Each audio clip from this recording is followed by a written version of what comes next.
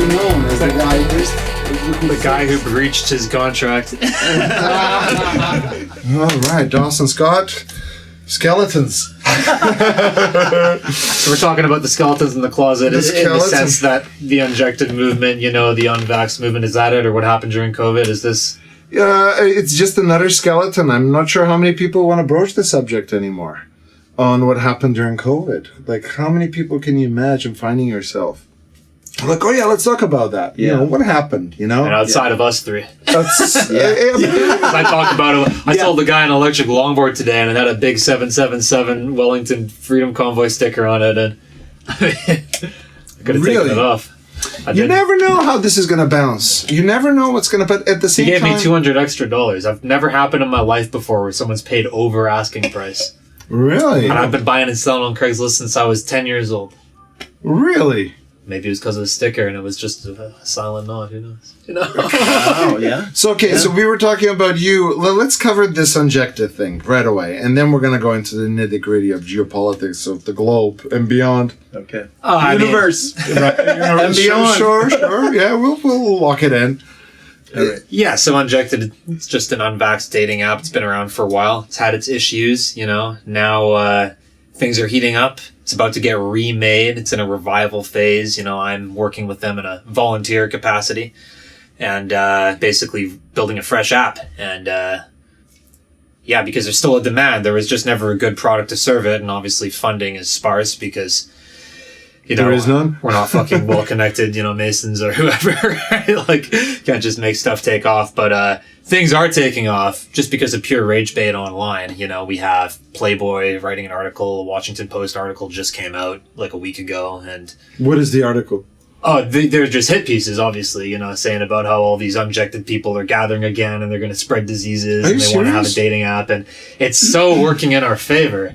Because it's making it a whole controversial thing, and then all the other bigger publications are looking at them and being like, "Oh shit, a story," And so it's any publicity is good publicity for sure that way. But they're going to be pushing against this forever.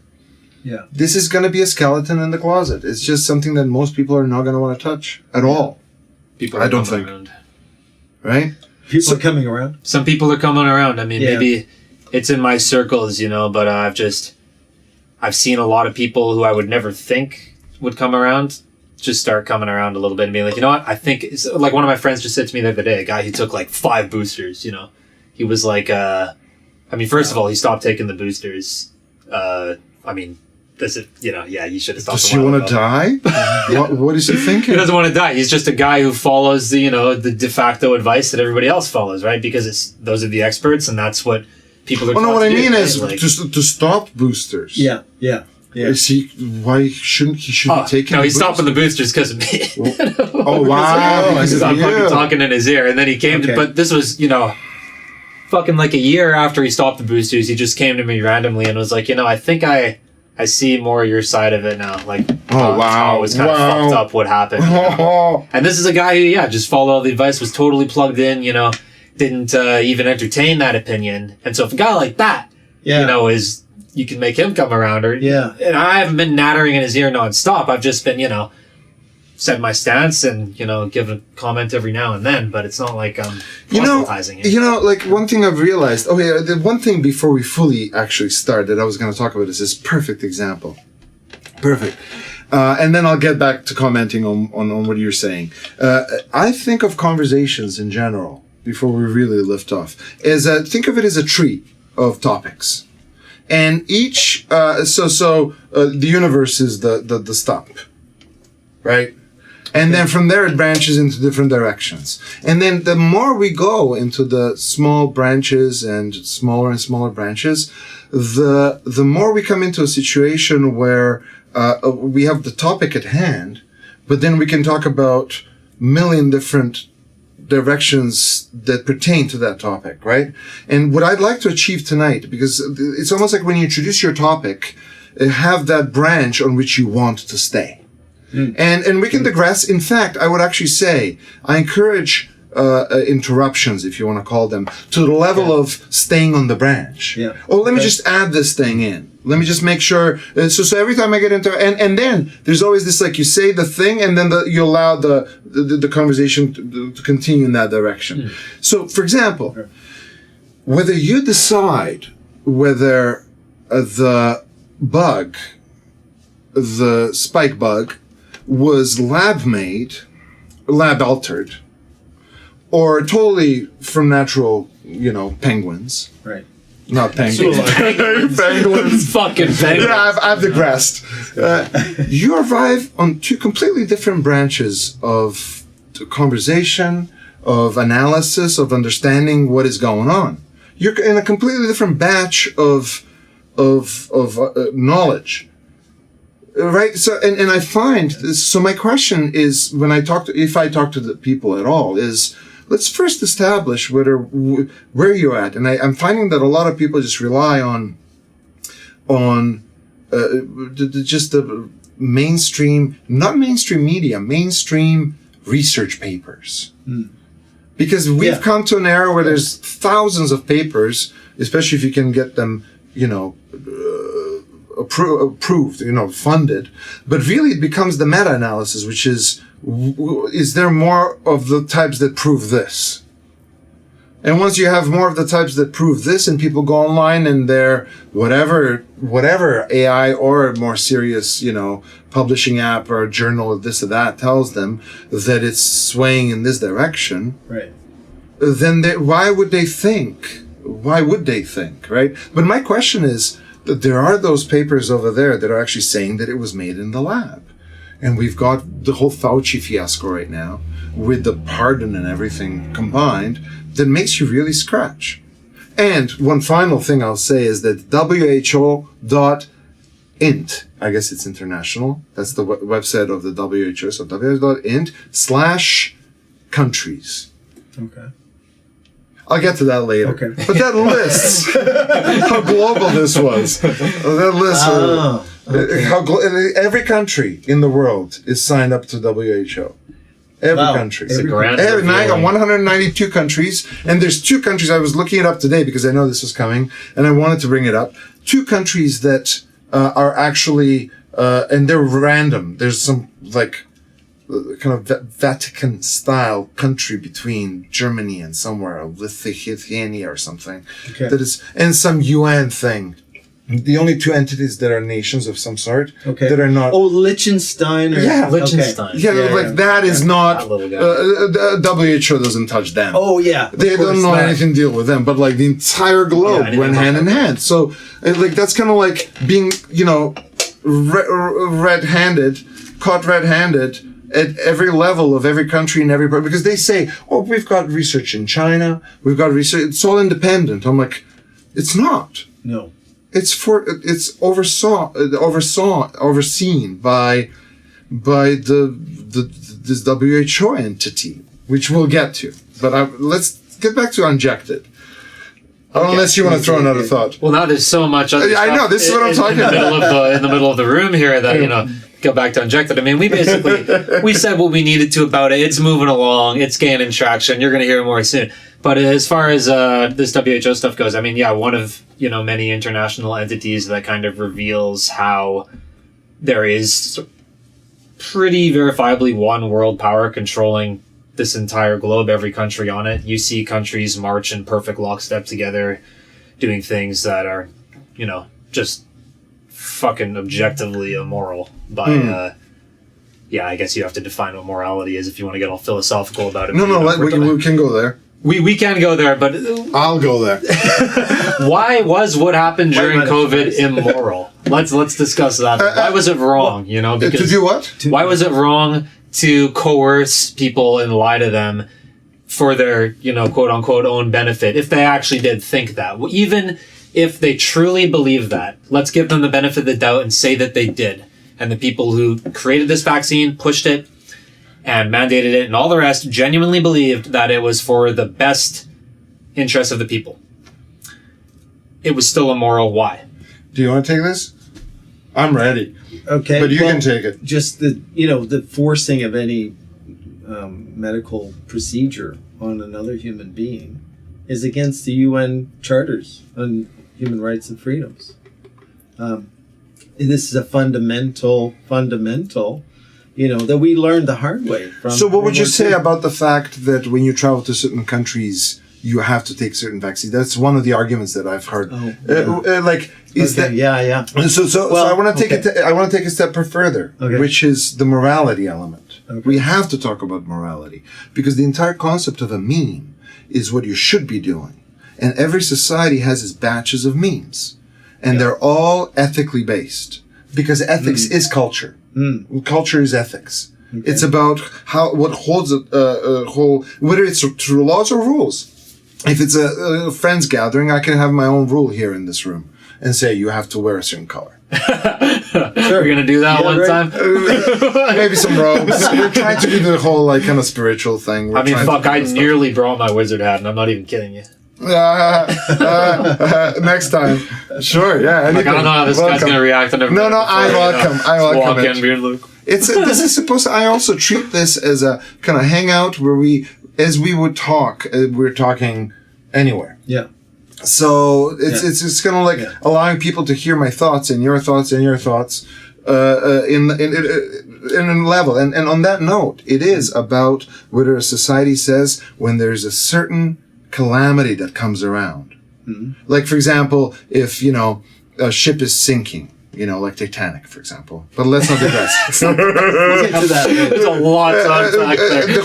The whole idea of whether women or children or men or adults or elderly or whatnot go first or not is levels of rules where we all almost instinctively draw the lines. And then we make those lines into a rule. Like opinion becomes a rule, becomes a law. Yeah. And when the adversity is heavy enough, people are ordered to stay at home. Mm-hmm. Like, for example, if really truly something came around that if you contracted and, half of humanity was dying, there would for sure be like a lockdown. Yeah. Right? And when it first was announced, I really, for those 2 weeks, although I kind of quickly, Knut really opened my eyes. He was the first guy. It was crazy. He was right away. But even then, I was like, okay, well, I don't know what's going on. There could be truly something going on. Right. So let's all just, it's a good idea. Yeah. Let's make it a rule. Let's make it a law. Yeah. Now, this is why injecting came down for a year and a half. I thought it was all going to open up. And I'm like, okay, I've had it. So we're good, right? But and they even announced, I remember I recorded my vinyl. I was about to release a whole new production. And then I remember Bonnie coming out and they even had the chart. We're going to first remove the masks. And I'm like, okay, good riddance, all of that. Yeah. And then they went 180. And they just later, it's like, if you don't, because they allowed people for good 8 months to do it, to bully everybody. Right. That's where they made the regular citizens their agents. Yes. It was direct. Yeah. But the main point that I'm going here is a scary experience. Yeah, it was odd to see families just turn on you. Yeah. I mean, fuck. I hope you guys were as lucky as I am. I mean, I did not have to worry about the family thing.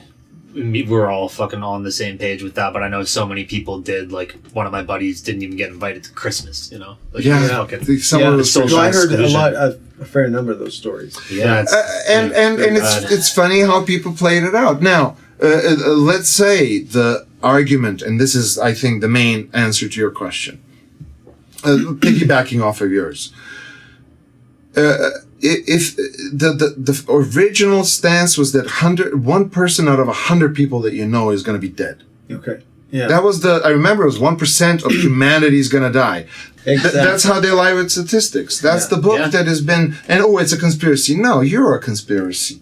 Exactly. Billion times. Well, the interesting thing about statistics too is, these are all calculated numbers, right? Like, if you delve into anything, you find out that nothing is really 100% precise when it comes to questionnaire-based, data, right? Like, you're never going to fucking know.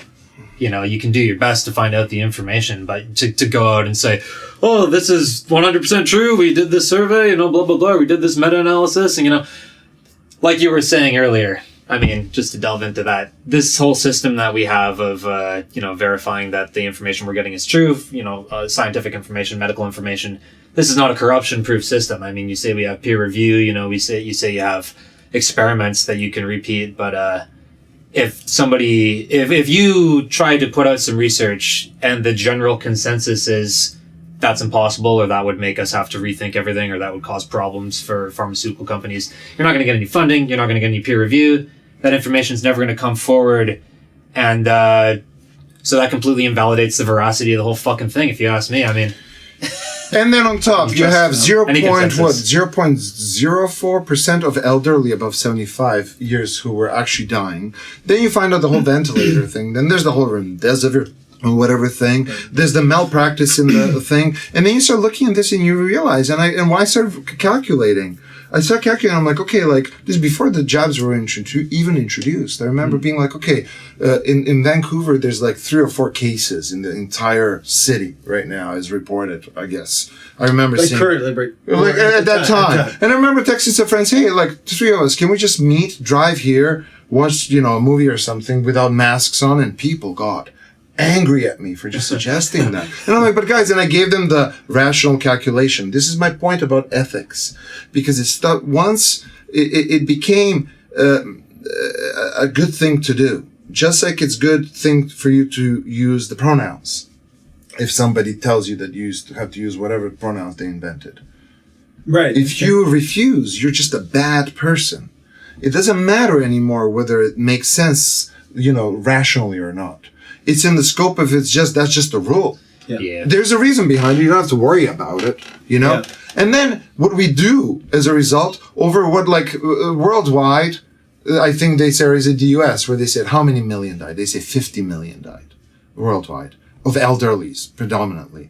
And as a result, we jabbed billions. Speaking of orders of magnitude, yeah. Because everything is orders of magnitude.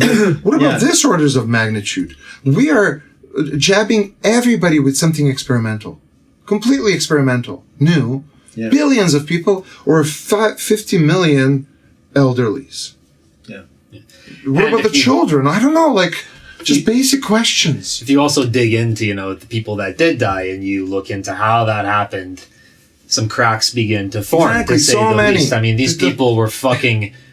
Is it fair to say they were murdered? I mean, in many cases, I think it is. Like, if you look into the stories, I mean... Yeah, there was a nurse in New York, I think it was, and, you know, she talked about how they're dying. They're killing them. They're killing them. Yeah. Lack of care that's lies. But then you hear that that's just a lie. So anti-hesitancy of vaccines, general was transferred onto this, and now you're spreading anti-hesitancy. It's not even about... Because they admit it. The DASAC or whatever, when they had that meeting, they admit it. It was proven, shown. There's a video of it where they're like, yeah, we don't really have to jab the young. We really don't have to. It's actually scientifically says we shouldn't. But we don't want to have hesitancy now, really. Right? And that's the reason why they did it. So when you ask somebody, he's like, whoa, this is a miracle drug. I'm like, it doesn't matter. The stats showed we didn't have to do it. And that's why, to answer your question, it was wrong to do it. Because we didn't, literally scientifically shown we didn't have to do it.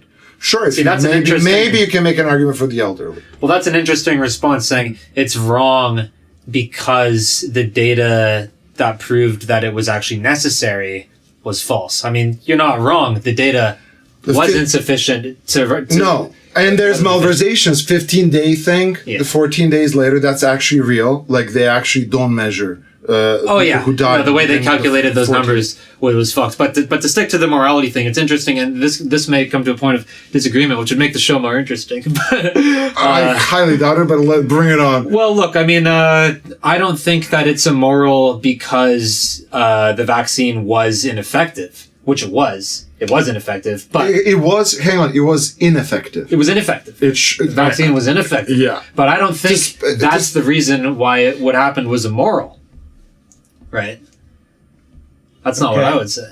Say it again? I don't understand. Okay, so the vaccine was ineffective. Okay. And they said, oh, because this vaccine's so effective, we got to get everybody to get it. So we're going to coerce you, threaten you, yada. Right? So what you just said... They actually... No, hang on. Before we carry on. There actually is... Because I've talked to many people who wanted to take on the conversation right? So they would send me the stuff. And the argument here is that, yes, they're actually, first of all, you're 100% right on the transmission part, because they said the transmission would be cut. So on that level, so that's it was a fucking straight line. Oh, yeah. a straight line, right? And because of the whole 15-day thing, there as a result, they have a whole batch of studies that actually showed that people who were not jabbed survived, didn't die by and large. Yeah, but if you get a jab and then you die 13 days later, no, but what I'm saying, but they're like, the study doesn't say that. Yeah, right? Yeah. I'm just saying they are fully scientifically justified. They are in their minds. My claim, and I think your claim as well, is that the actual scientific process in these scientific institutions that globalists, which we're going to get to still, in Act 2, are actually infiltrating the scientific process itself. And as a result, what they're doing is that they're shining a light on the certain group that I think the global warming is similar. They cherry pick certain times, certain seasons when there's that thing that proves the point that they want. So similarly, they're not going to talk about the fact that it doesn't stay in your arm. That's another huge thing. It doesn't even stay in your arm. No, the spike goes everywhere. Yeah. See, it goes everywhere, and then it stays in you for like years. Yeah. That alone. But I feel like we bypassed the moral philosophical argument. Now we don't have to go into that direction. No, we do. Well, I'm curious to explore it, more. Well, I'm interested. I'm intrigued by your referral to like having, which is great, which is interesting. Like the data. So you're saying the data to support that. And the thing I'm thinking is that when you've got an emergency that happens and it's timely. Right, it's timely to take action, even it's protective action. The thing is, I think the natural structure of a society is that its experts, its bona fide experts, are given the venue to speak, and to organize and to coordinate among themselves, because they are the subject matter experts in the field. Well, that was one of the main arguments of early days when this one guy said, I'm challenging this because some guy somewhere said, he's like, well, if he's not the leading Canadian epidemiologist, then I don't want to listen to him at all. It's appeal to authority, logical fallacy going. That's another one. I think that to really tackle what you're talking about is that it's kind of like hearsay, because I went as far as looking this from the angle of, there was a murder somewhere and somebody saw it and they showed up at the court. Because it's at a courthouse at the end of the day. Somebody has to make a judgment whether this thing is adverse enough or not. Right? Yeah. And as a result, there's a bunch of witnesses who did a bunch of studies and they're presenting the numbers. Right? There's people who are contesting the numbers. Just like someone would say, no, that woman's lying or that guy's lying. This is what happened. And all of a sudden you have two different stories. Mm-hmm. And you have to decide which story you're going to choose. Right. And they simply choose the other story because they're convinced that's the correct story. And they're convinced scientifically. They think that we are dodging the science because, well, look, that's why my argument is that it's not that I don't know how to read science. Because that's the main argument. That's the final nail on my coffin when they finish with me. It's like, you just don't know how to read scientific papers. Okay. And I'm like, no, but the problem here is that I actually think that the scientific process has been underneath corrupted. I'd like to talk about that. That's a conspiracy. It's impossible. Science is so bulletproof that you cannot possibly peer reviews. Impossible to penetrate. That's how aspartame got approved after 10 years of everybody saying nope, fuck nope, and then one day it just gets approved. That's how it happens. There's so many rigorous scientific process. The antidepressants are now suiciding people. Right. The statins, I'm not sure about statins either. Yeah. Many of these drugs that are pushed. Yes. Are now coming through and like, okay, well, 10, 20, 30 years later of actually testing it on the mass population, and you're right. People might be starting to come around. Hopefully, I don't know. Some people in small ways. You're talking about eugenics in a veiled way, in a way that's in the modern. Now, what you're asking, and I'm implied from your comment. So I would say yes. I mean, the evidence. We haven't talked intent yet. We haven't talked intent per se yet. But yes, keep going. Okay, that in a modern society with modern technology, the brilliance, the technology can be used. The paradox is, the more advanced the technology, the less the average people in our time and era understand. That's correct. That's why you have to trust the experts. Yes. Because they know. Yes. But the paradox of this is at the same time, we have more of a means to understand it than ever because we have access to infinite information and data aggregation tools. Which kind of we do. But what we've been doing is, and this is why this is used against us. Because once you start looking under the hood, that's where both true conspiracy theories, like just total inventions, and stuff that is actual conspiracies are mixed in. That terminology I can't get past. True conspiracy theories to me just rings as things that are true because people did conspire. I don't want to give them that term, like, because conspiracy and theory are real words, and like I want them to mean what they fucking mean. Right. There's the rainbow. I can't get past it. There's unicorns. There's a lot of appropriate words that we can kind of give back. I mean, if I say a rainbow, the first thing you think is still a rainbow. I'm not in your head. I mean, I don't know what. For my daughter, I wanted to go buy a rainbow because our daughter was just when they see these like rainbow type of things, like natural phenomena. It's like they're just amazed by them. Like candy. I thought I'm gonna go buy a rainbow flag for her. Went to the Amazon, whatnot. I could not find just a rainbow flag. Really? It was all of them were LGBT flags. All of them. Every single one. It's a problematic thing. And then I thought maybe I can look for one that's maybe like a flag like this. I'm like, can you actually? I gave up. So you can appropriate and co-opt anything, and then you get blamed for cultural appropriation on the other end. We're gonna get into this because I want to build on that as well. But let's get back to. So now, having said that, I actually personally totally not only understand and I am convinced by, but I also endorse the concept of people who have not had the spike flushed into their world, into their biome, who want to find other people who've also were kind of skeptical of this technology, because honestly, I'm not convinced. There's the vein things, the what are they called? The white things. Those clots, like what the hell? And this is like they're perfect. You know how they say? I do believe that. Like there's enough evidence. You know, with 9/11, that's true. It can't all be false. Like it's such just a. And it's the embalmers talking about it. Like what embalmers? You know how with 9/11? Oh, you think like there's a conspiracy of people doing the 9/11? And I'm like, you think there's a conspiracy of a bunch of embalmers to invent? Hey, let's all lie about this shit for views. Right? I'm giving you just your own argument back in your face. Embalmers got together and like they got paid off by the whoever. Right? Like who? By big embalmers. Who? Yes.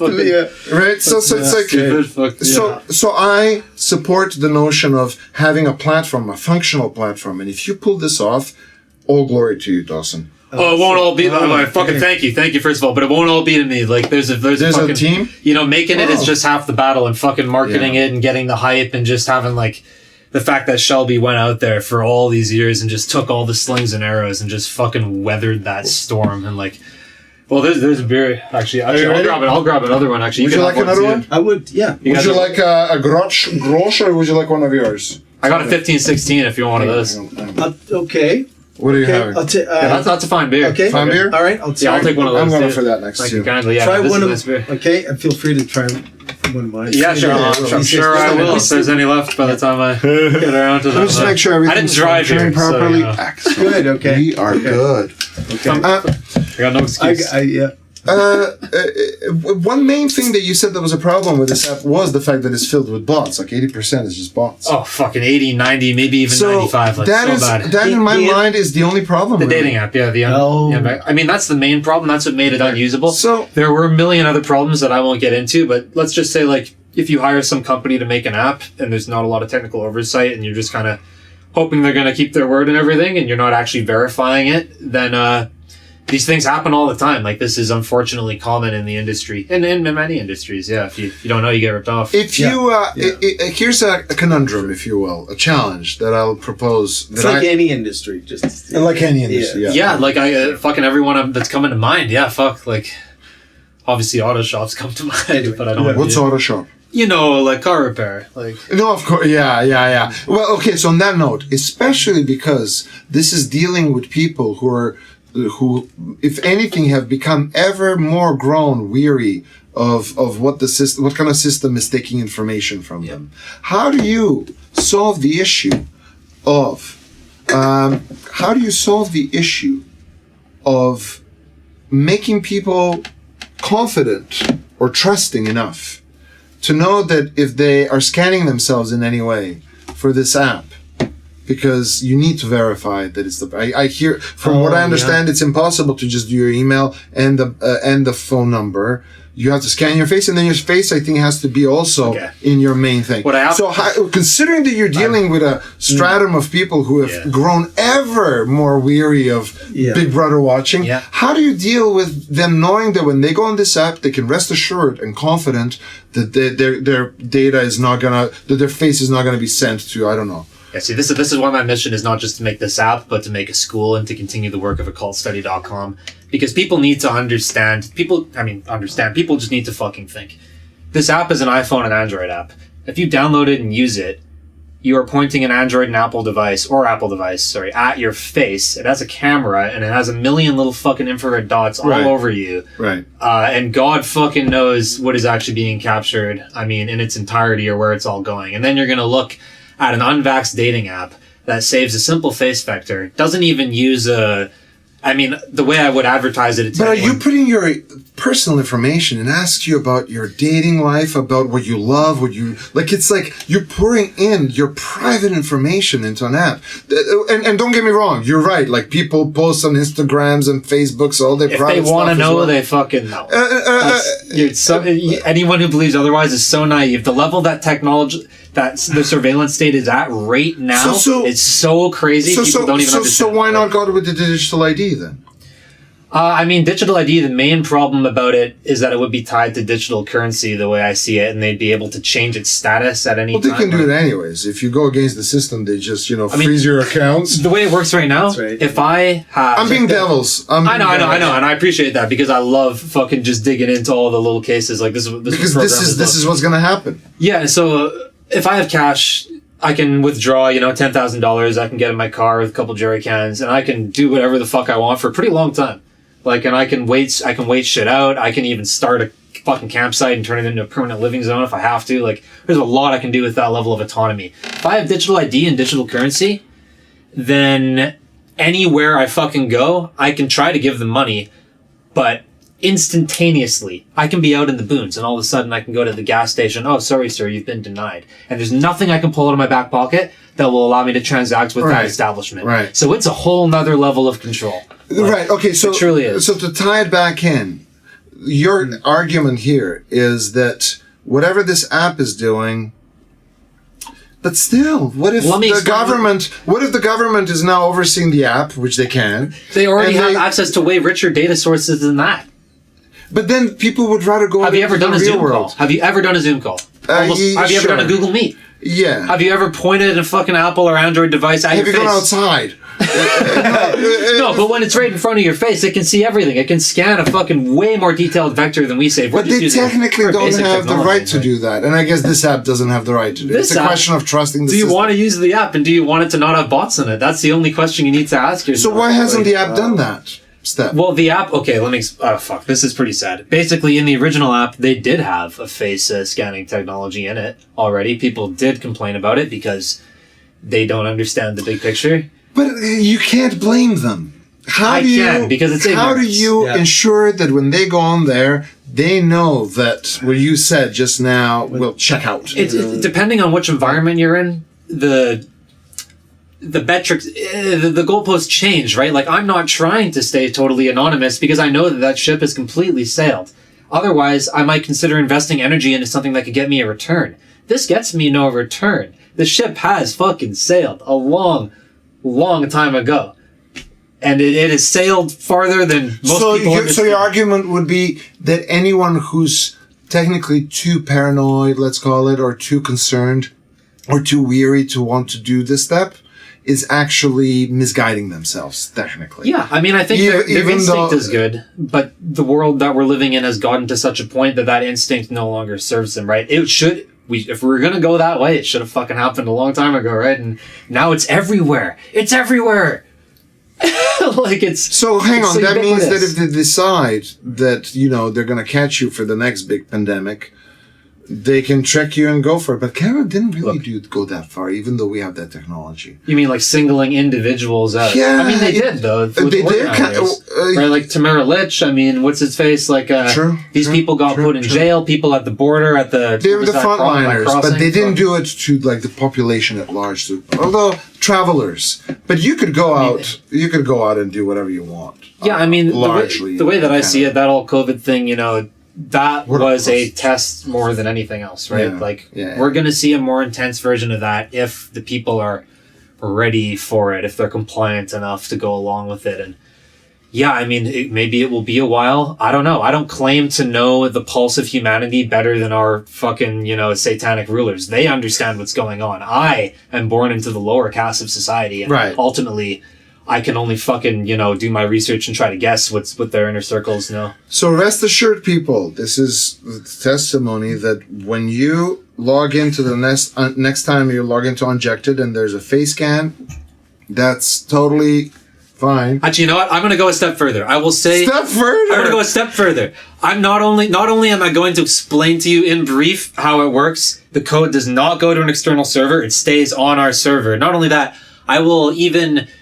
Fucking, you know, if you got a problem with it, email me. daw5@protonmail.com. Fucking email me. It's easy to remember. 4 characters at protonmail.com. I will send you a fucking snippet of a file of the route, and I will show you every function reference there. I will show you the entirety of what that does, because it is a very simple, locally running ML library that saves a face vector to a cache that we compare against a profile photo to determine that the profile photo uploaded... And then you can just dump the cache.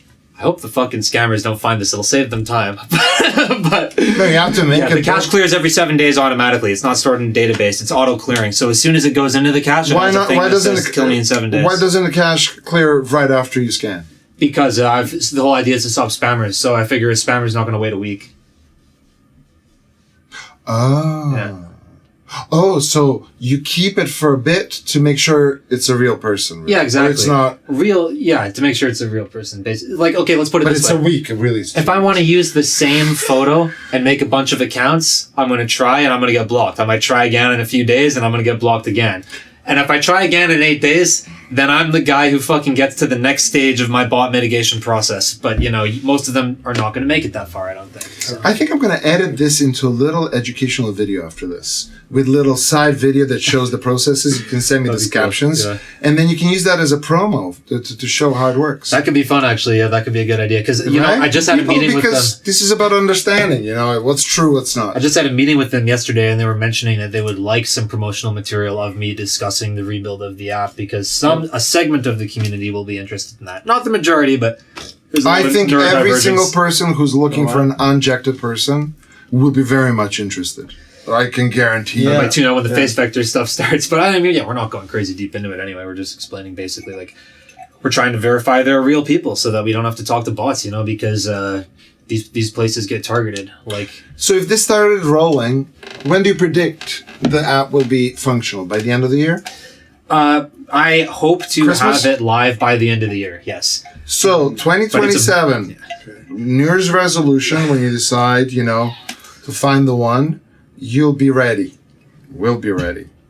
They'll be ready. We would love to have you, and we would be happy to even interact with you. We have in-person events going on all over North America all the time, and things are only moving faster day by day. This community is not fucking going to bed, not even a little bit. Not even a fucking little bit. Well, very good. Well, I'm glad. So it's time to come out of. It's time to bring those skeletons out of the closet, and start bringing the conversation back in. Because we passed the fucking test. No shade to anybody who didn't, but anybody who didn't take that jab passed the fucking test. Yeah. The hardest test I've ever seen in my life. That says more than any other test would ever say. You know, in terms of useful information. Like, it's just, you know, you're. That was my answer, by the way. I completely support the notion, and that was what you said earlier. That was my response to people when that was that 9-month period. It's like a birthing period for them to announce the psyop. When people would come at me and say, "So, did you get vaccinated?" That was constant. Family, friends, everyone. Neighbors would come knocking in. Co-workers. Everybody. Remember, right? Oh, boy. I had an answer, I remember. It was twofold answer. One was, I'm going to wait a few years to see what the results are going to bring, since they're doing it to everybody. I'm just 5 to 10 years. Right. I'm going to wait. So no, I haven't. That's the reason. And 2, I'm just telling you, I don't know why I'm telling you, but just that it's really none of your business what my medical See, that's which is your one. That was your earlier point. They can't, but it's a fine line when they convince people that they can't because grandma's going to die. The point was you can't force somebody to take a medication that they don't want to, right? You can't force a medical procedure. That's why it was never, that's why you get fired. And notice, it's like, well, they can't force you not to kill a person, but you'll go to jail. How different is it? Right. It's like the way to coerce, everything is a coercion in society to make people do what they want. Otherwise, there would be complete anarchy. That's the whole point. Well, I must once again be the vocabulary police and say that anarchy does not mean chaos and it does not mean disorder. Anarchy is totally. I was going to say chaos. No, not even chaos. Anarchy. Anarchon. An meaning anti, archon meaning ruler. Anti-ruler. That's what it means. No rulers. It does not mean no laws. It does not mean no order. It simply means no rulers because rulers become corrupt. So then anarchy would be synonymous with egalitarianism. In a perfect world, yes. Well, actually, no, because egalitarianism has to imply some sort of enforcement because the natural world is not egalitarian. So how would it be egalitarian? So example would be Bushman. I remember because when I was building my whole big picture, I had to look through all the different ways that different societal systems would express themselves. Mm-hmm. And I want to build this into globalism. And then I'd love to hear your thoughts as well on that. The Bushmen, I remember, were an example of hunter-gatherer societies. So forget Bushmen. Hunter-gatherer societies as a human societal functioning entity was such that they were truly egalitarian. There was no rulers, there was no chief. There was just one step below chiefdoms. So then the natives, they would have, and many other around the world would have a chief eventually. And that shows how humans can be either egalitarian or they can be hierarchical. Right? That we have the capacity for both. But were they actually egalitarian in those societies? Yeah. Like, for example, the guy who, caught the biggest catch or whatever, the strongest man around, did he get more or less women than the weakest man? No, they would get together. Not necessarily. Well, they would be the whole tribe would, it's kind of like, it's interesting because I always isomorphically compare it to living systems, because when you have a bacterium that is, a bacterium that doesn't have a nucleus that controls the genes. The genes float around everywhere. Just like in a society, there's no one you can go and say, "Hey, what should I do, chief? How are we gonna resolve this matter?" There's no one else. You have to deal directly with another person. So as a result, the society creates this milieu of negotiations, constant. Independent negotiations that create the rules. Yes. Was it right for that person to get so much? And I remember there would be a rule, they get a bit more, but really it has to be given to the kids because it's very coordinated. People's voices get heard and you have to speak for yourself. So in a way, and that would be the anarchy, technically. Well, yeah. That would be the anarchy. Yeah, it would be. I mean, if we're going to define it that way. No, definitely. I mean, that's a form of it. That is anarchy. I agree. I'm totally. But it's also the case that it's a small enough group of people that you don't need any work to make it work. If that makes sense, it kind of just is the de facto system at that. Fair enough. I'm happy to use that because for me it's about understanding the functionality rather than whatever term we throw in. So let's build it from here. I want to build now. Check it out. We've got the globe. Let's put the universe aside for now. We've got the globe. In the globe, around the globe, we got a bunch of societies. Say, let's look at the last 1,000 years. There have been a bunch of societies that have been just hunter-gatherer style. So one tribal, one single group, a single social grouping, right? One kind of like just like the most of the apes are. They don't have huge cities, right? That's a human thing, right? We are able to create next level, larger multi-level societies on that level. Like it's huge. We're at global level right now, which is what I want to build towards. Yeah. And then I want to get your guys' input. And so for example, we've had the native tribes in North America. We've got what are they called in Australia and New Zealand? Those natives. There's a different word for them. Then you've got the whole Palestinian argument of how they're all just a bunch of tribal, savages. Like one of the main arguments. But the argument is that they're on that lower level of they're just if you watch Lawrence of Arabia, there's just a bunch of Arabs in a tent. Yeah. That's it. Yeah. Right? And they reigned with it's a colonial tribal society. Right? So we've got those. Then you've had MacLeod's, the Braveheart. You've got those in over in Scotland and whatnot. There would have been people who would have lived. The Picts. They're just tribes. Serbia would have had some, the Balkans. Yeah. I remember, right? The Turks, when I was raised in Turkey, there was like nomads, right? Like that's the level. Then you've got the level, okay, of towns, cities, and then let's go into provinces, right? Okay. Yeah. And then there's this interesting thing that happens because province is a bunch of cities that decide, okay, this is a valley or a large valley, and we're going to make it. A province is technically a country. Because you have small, big countries, but a province is more, for me, a nation that got adopted into the next level, which is the globalistic moral level, right? Okay. Right? So, in this example, you would have, U.S. is like a globalist system of 50, like, wannabe nation states. Technically, republics. Like, I guess they were all states, and then they united, right? So, the United States itself. United States, right? Then you have, EU, right? European Union, which is all those. That's now becoming a globalist state, right? Right.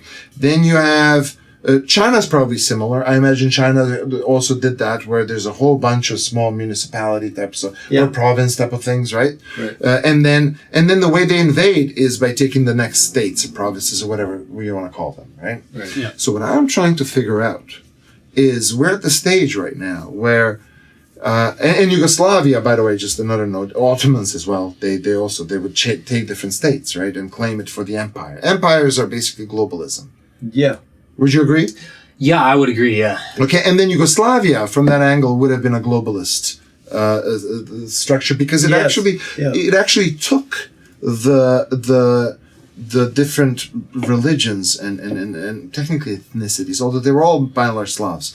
But there was different religions, especially, and just made them all one, really. And that's what the power of the kind of globalist system. The question is whether we should promote more hegemony within different states or nations. Like even now, you watch FIFA and you see that most of the Western countries are just mixed races. Yeah. And then you watch Japan, it's Japanese people. Yeah. 30 years ago, it's going to stay like that way. But the which shows that whatever the Western globalist system is doing is it has its own agendas, right? Yeah. So I'm trying to figure out, especially now that we have to wrap up my position, and I love your thoughts on there. Now we have the WHO style states, which govern all of the countries. All of it. And I remember when we did our podcast, you were talking about how you think that globalist thing has been around since the beginning. I do. That's, I think, your take. I don't think that the reach has been global the entire time, but as far as, like, I don't want to sound like a douche, but, like, the parts of civilization that matter as far as the current world we're living in, that part has been. Because from that angle, NATO and EU would have been always one same entity. Even with the Chinese stuff you were sending me, with the fact that they're all connected with the West too, that would make it. So how different are they really, or are they different? Because one angle that I also heard is that lady that did that fantastic interview at Neutrality Studies. Oh. She was talking about how the Kosovo invasion of Kosovo, the whole war there, was NATO coming in, and basically telling Europe, you're not doing the euro. Because we want the US dollar to stay strong, not the euro. And they basically, that was the fall of the EU. Right. The EU and to that from that angle, the British Empire. But then your angle wasn't that. You know what I mean? Because you're saying it's the same thing. So now I'm like, well, are they actually against? Was it a fall, or is it all this? Is it not? Right. Okay, so you're saying that the globalists are typically, in the Western Atlanticists, and that they are the power that's taken over the EU. Unless the EU is also the globalists. Because they're all connected anyways. I don't think so. I don't necessarily think so. That would make sense. I mean, it can be initiated by one side and taken up by the other. Well, that's the whole Zionist world is that. Right? Because Zionism does that as well. Yeah. Zionism is, at the same time, we want to just go home and get out of here. Right, it works in the same token. Yes, so exactly. It creates the war. Sure, it creates the process. Yes. Well, and they created the coin to coordinate the action, between the Zionists and the Nazis.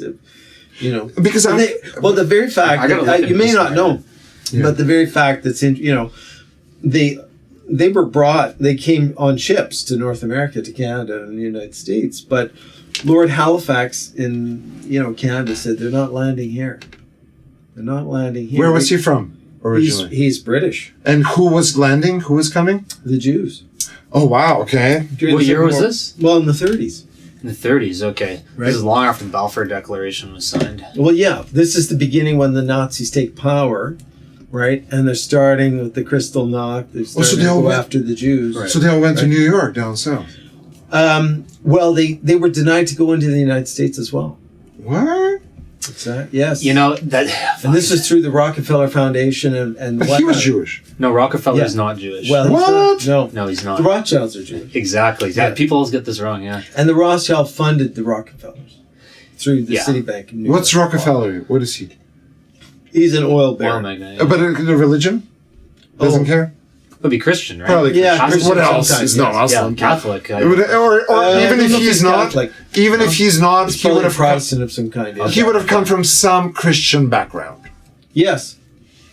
I was reading up on it. Sorry, go ahead. Oh no, it's just when I was a kid, I remember I was like 15 and I was reading up on their great grandfather or something, and this guy was like a literal snake oil salesman in the 1800s, and he taught all his sons how to scam the fuck out of people, and they just gradually got basically smarter and more powerful until they established the Standard Oil, and fucking became some of the biggest leaders of industry the world's ever seen. Yeah. It was a whole plot to take over all the mom and pop oil producing wells, on their property, and go back to the not allowing them into North America. What happened then? Okay, so they had to go back to Germany. Okay. Yeah. In the 30s. Yeah. To facilitate the fucking crisis, which was being used. Well, to do that, also to ship them to Israel. That's where they wanted them to go. They weren't allowed to go any fucking where else. They're going to Israel. Yeah, no, because it's interesting. Yeah, because the Jewish return to Israel, it wasn't like, and this is the deal. And this is the deal between No, it wasn't. Well, this is the deal that gets worked out between the Nazis and the Zionists. And to the big misfortune of whoever was living there. Prior. Germany? You mean in Palestine? Sorry. Of course. To the complete what's going on here? We're coming in. Well, and then this is the irony. This is why it gets compared to an invasion, because the Dances with Wolves when he asks him, "Well, how many more are coming?" And he's like the stars. Remember that scene? That's right. Yes. And it's there's nothing stopping it. There's just they're coming. They're coming. Yeah. So that's what would have happened, in a way. Yeah. Yeah, and the thing is, the British government promised that land to multiple groups on purpose. That's exactly right. To basically perpetual, including the Muslims, which continues to this. Yeah. That's the whole Lawrence of Arabia. It's supposed to be a superb movie, but really shows the betrayal, especially if you watch the second part. Is it historically accurate? Should I watch it? I hear this thing referenced. It's an excellent movie. The cinematography, everything is good, but it shows you the story of what happened. Yeah, in a way, because Lawrence loved them. He actually wanted. He was used. They used them because he loved them. Well, to go on. Well, you might know more. I don't think that they portray it that way, but I don't think that's true. Well, whether it was him or not, the idea is that they promised, as you said, the Arabs that if they take, Yes. that they'll give them this, that, and Absolutely. the other, and then they didn't. You'll have, yes, exactly. Instead, they brought in the other group. Yeah. The Where- Jews. but here's the issue. The biggest The problem. whole plan was to bring. Well, the problem with empires, so. I'm realizing, that do these kinds of moves is that they, just like with COVID, that was another move. People who go along with, same with the LGBT woke world. When you go with that program, you get, you're the highlight. The law supports you. Yeah. You can behave however you want. You get handouts. You can invest into. You're in the COVID world.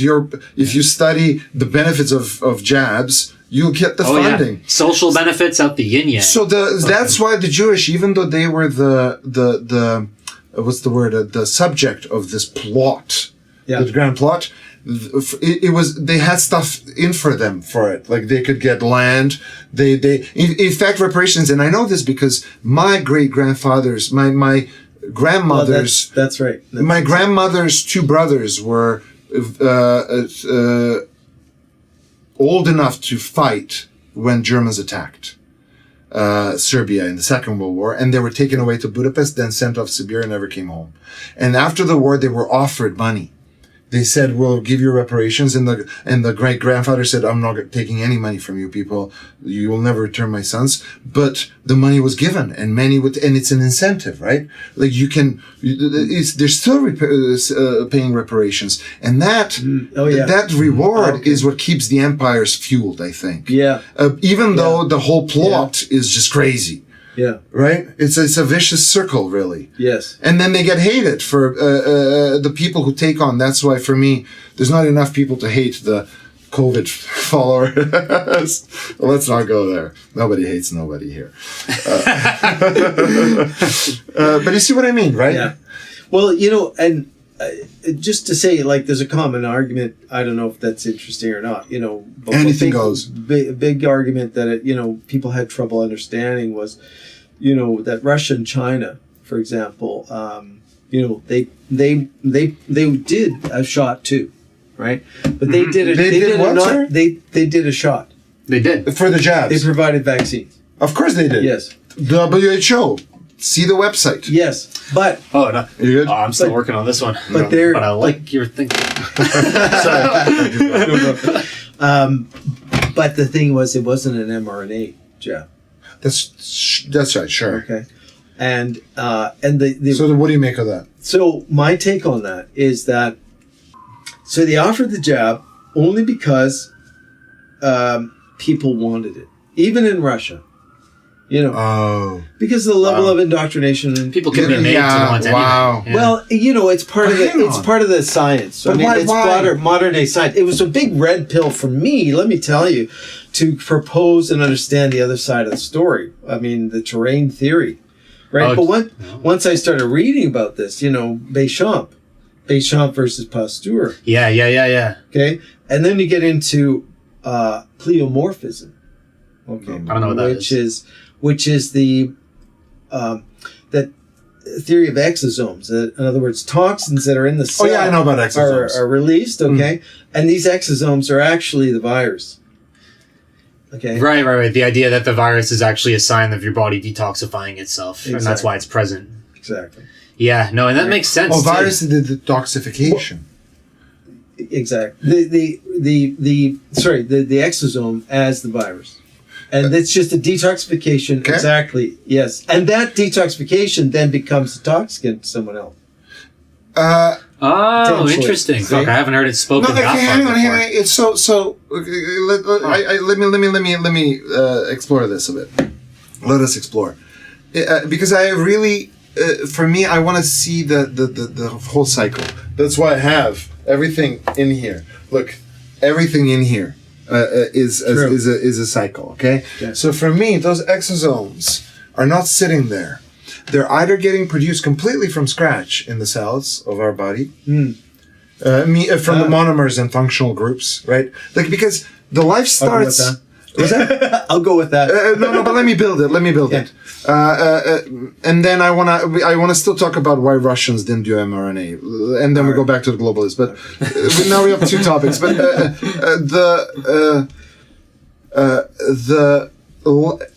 the most basic molecules that happen naturally, that get formed naturally in the world, are functional groups, which are the smallest molecules, right? Okay. Technically, HO2. H2O? H2O? That's a dyslexia. That's a monomer. And H2. All of those. Those are all monomers. Yeah. Those are all monomers. They're the simplest molecules. Yeah. And then functional groups is when those monomers also totally naturally somewhere in a pond just create themselves. Outside of that, any most higher level molecules are at this stage produced by functioning biological systems. Correct. Yes. Okay. So that's where I draw the line. And that's Vernadsky. That's Vernadsky's. Okay, great. So now what you're proposing, and what this proposes, what you just said, is that the viruses, by definition, that way, are produced within the biological system, which means they are exosomes, as you said, and but they with the virtue of being able to escape the body and go over there and live outside of the body completely. But water can do the same, right? It just comes back and goes. Well, so was it created? Everything is a chicken and egg situation in these kinds of. The more I look into these systems, the more you realize it's not what came first, but what the process is, right? And in this case, I'm curious where the virus. We should define virus as an entity that doesn't exist, and then because what the body does when you eat an apple, it dissolves all of those complex molecules into monomers and functional groups, and then builds your own biomolecules, larger systems that function for your system. Right. And the argument here that you're saying is that means when that exosome from the other person's body, if they created it, comes here, makes me sick, but then my body, that virus replicates itself, but my body makes the virus, right? Like that's how a virus works. Right. Unless that whole thing is a lie. I don't think it is. Right? The virus goes in and makes the cell replicate and create, goes into the nucleus, makes the nucleus, makes a bunch of those viruses. Now, who created it? Well, I would say the life created it. Yes, exactly. But for me, the terrain theory is excellent to make you just understand that you have to have a strong immune system, which the globalists, that's the takeaway. Completely, that's the takeaway, right? But which fence you put the virus on, technically doesn't matter because it's a process regardless. Does that make sense? Okay, so what I got that wrong in terms of what the general theory of Béchamp's and this terrain theory is basically a poisoning of some kind that happens. Produces, this detoxification from the cell. And then generally...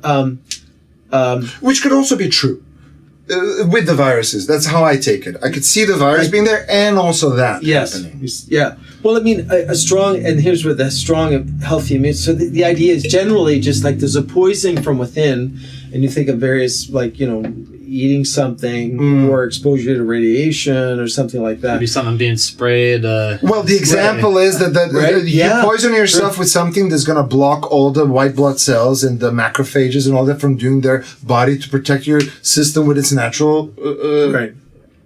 but which immune system, which ironically, all the attenuated or whatnot vaccines and those kinds of things that are put in the body are literally triggering the natural. Everything revolves around the natural immune system. What they're saying is that they don't want you going around, because if we know that the chances of only elderly are high of dying, but the younger people under 55, 60, younger, 75 for that matter, but we'll go with 50, sure. If they are like at no high risk, why not allow them to have a party together and share the bug? Right. To stimulate the natural immunity, natural way, rather than through this product that goes in to all your cells and then stays around in your heart and everywhere else for 10 years. Of course. Like, what the hell? Yeah. Like, what they used to have... what the hell's going on? It's never about logic. They used to have chickenpox parties, for kids. My mom did that to me when I was a kid. Yeah, she sent me to play with the chickenpox kid. Oh, okay. I got chickenpox. And then they told me, look, don't scratch those pox, we'll buy you a Lego set. That was all the motivation I needed. To this day, I don't scratch a mosquito bite if I get one. That's I'm right. not even tempted. Wow. I scratched. I got 100% control. I scratched here, and I still know. Those are my 3 trigger points. And then my brother got it later, and he was mild. Okay. And that's what they would say. The grandparents stay there, but you can jab the grandparents if they're not valuable, but to jab the young. Yeah. Well, the adults. To jab the young, like, I just don't understand. It wasn't even that bad. If it was killing half of humanity. Yeah.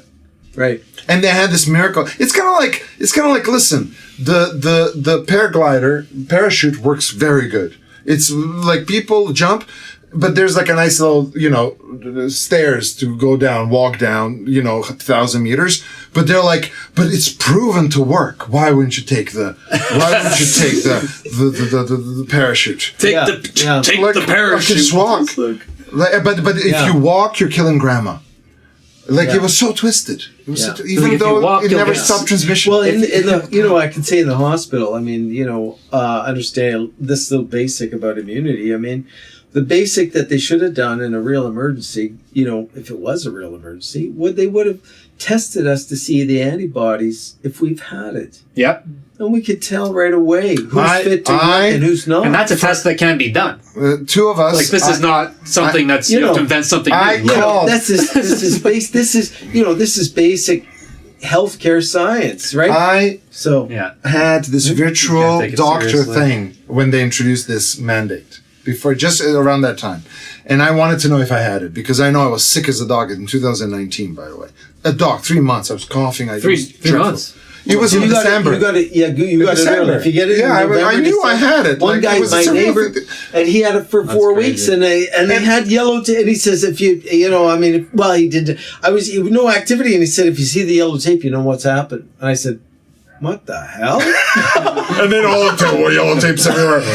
But listen, this is my argument with not against terrain theory, because I think terrain theory really talks about your system being healthy, ultimately. Yes. You just keep it healthy. That's your terrain. Exactly. But this whole thing, especially if we're going to talk about lab-produced items, that means that cycle that I introduced earlier, wherever it was at, it was altered somewhere in a lab. Yes. Exactly. And now it's been reintroduced into people's life, and that's why it knocked you out. That's why you couldn't smell, and you can see it was obvious that there was something there. But my point is, I called the virtual doctor to get the antibody test, $75. Okay. And that it was this doctor lady, and right away she's like, the moment I said I'd like to know, why are you doing it? I would like to do it for COVID specifically. Have you taken the vaccine? and she wouldn't have it. Like, listen, if you don't take the vaccine, she started preaching. Yeah. Oh, it was like going to a church. Doctors are fucking crazy with this vaccine. It was going to a church. She started going off, and they won't let you leave without one. And then I said, "Listen, I'm calling. I'm paying you money. I'm paying you for a service. I would just like to get this." And so she did it, but I had to do it for Diana too, right? Yeah. So we called the same number, got the same lady, and she started away. She's looking. She's like, and I was kind of standing on the side. I had her do the talking. She's like, this is the same place. Is this the same man? What is going on? You need to go get vaccinated right now. And then I came out, and she's like, listen, she did the same drill. $75. We got it, and I tested positive. I knew I had it. None of it counted. Right. Why didn't it count? Right, exactly. Why didn't it count, you science freaks out there? Right. Mofos. Is anybody, my question is these are all great arguments, but my question is anybody who is watching this show going to benefit from that argument? And my actual real question is, as we're building this podcast, who is our audience? Anyone. Who are we aiming this at? Everyone. But we have to speak to some level, right? Because we can't speak. For sure, the people who see through the light on the crazy website. And for me, what I think this is for the audience who are putting a question mark on this whole globalist infiltration that's happening, especially in the Western world, because it's all labeled as some big conspiracy theory that you need to shut up about. And I'm realizing, no, I don't think we should shut up about. And if you're starting to question, it doesn't mean I'm right. It doesn't mean that I figured it all out. Neither one of us. But it does mean that if you're just following the script, that I'm not with you. I'm just not with you, because it's bigger than that. There's definitely stuff going on, and I'm trying to identify it. And let's go back to that. We're with the Russia over there. mRNA. I mean, that's another thing. If Russia is connected, if Russia signed up with the WHO. It did. Why didn't they do the mRNA? Yeah. Why? Well, not every shot was mRNA either, though, even in the West. So that means that so this is I guess they saw through it, or who knows? We don't know. No, we will never know. But that means that the big guns are they're playing their cards and moving their chess pieces, which means... Well, okay, yes, they are. I was going to say, Where's the globalism? I'm going to propose the unthinkable. What the unthinkable is that, as you said, you mentioned, I saw it coming. So maybe other saw it coming? No, the other governments, who had their own vaccine program, they saw it coming. And they're like, not to our people. Exactly. Interesting. And they pushed against it, and that's why they hate the Russians now. They're invading in that direction. I don't think Russia cares that much about its people. Personally, from what I've heard, I mean, I don't know. not because I think Russia's some fucking bad guy, but because I know how little my government cares about me. Okay, so in the case of Japan, for example, So I'm not making a comparison. Well, if you followed their program, if you followed the Russian plan and program, they might just love you.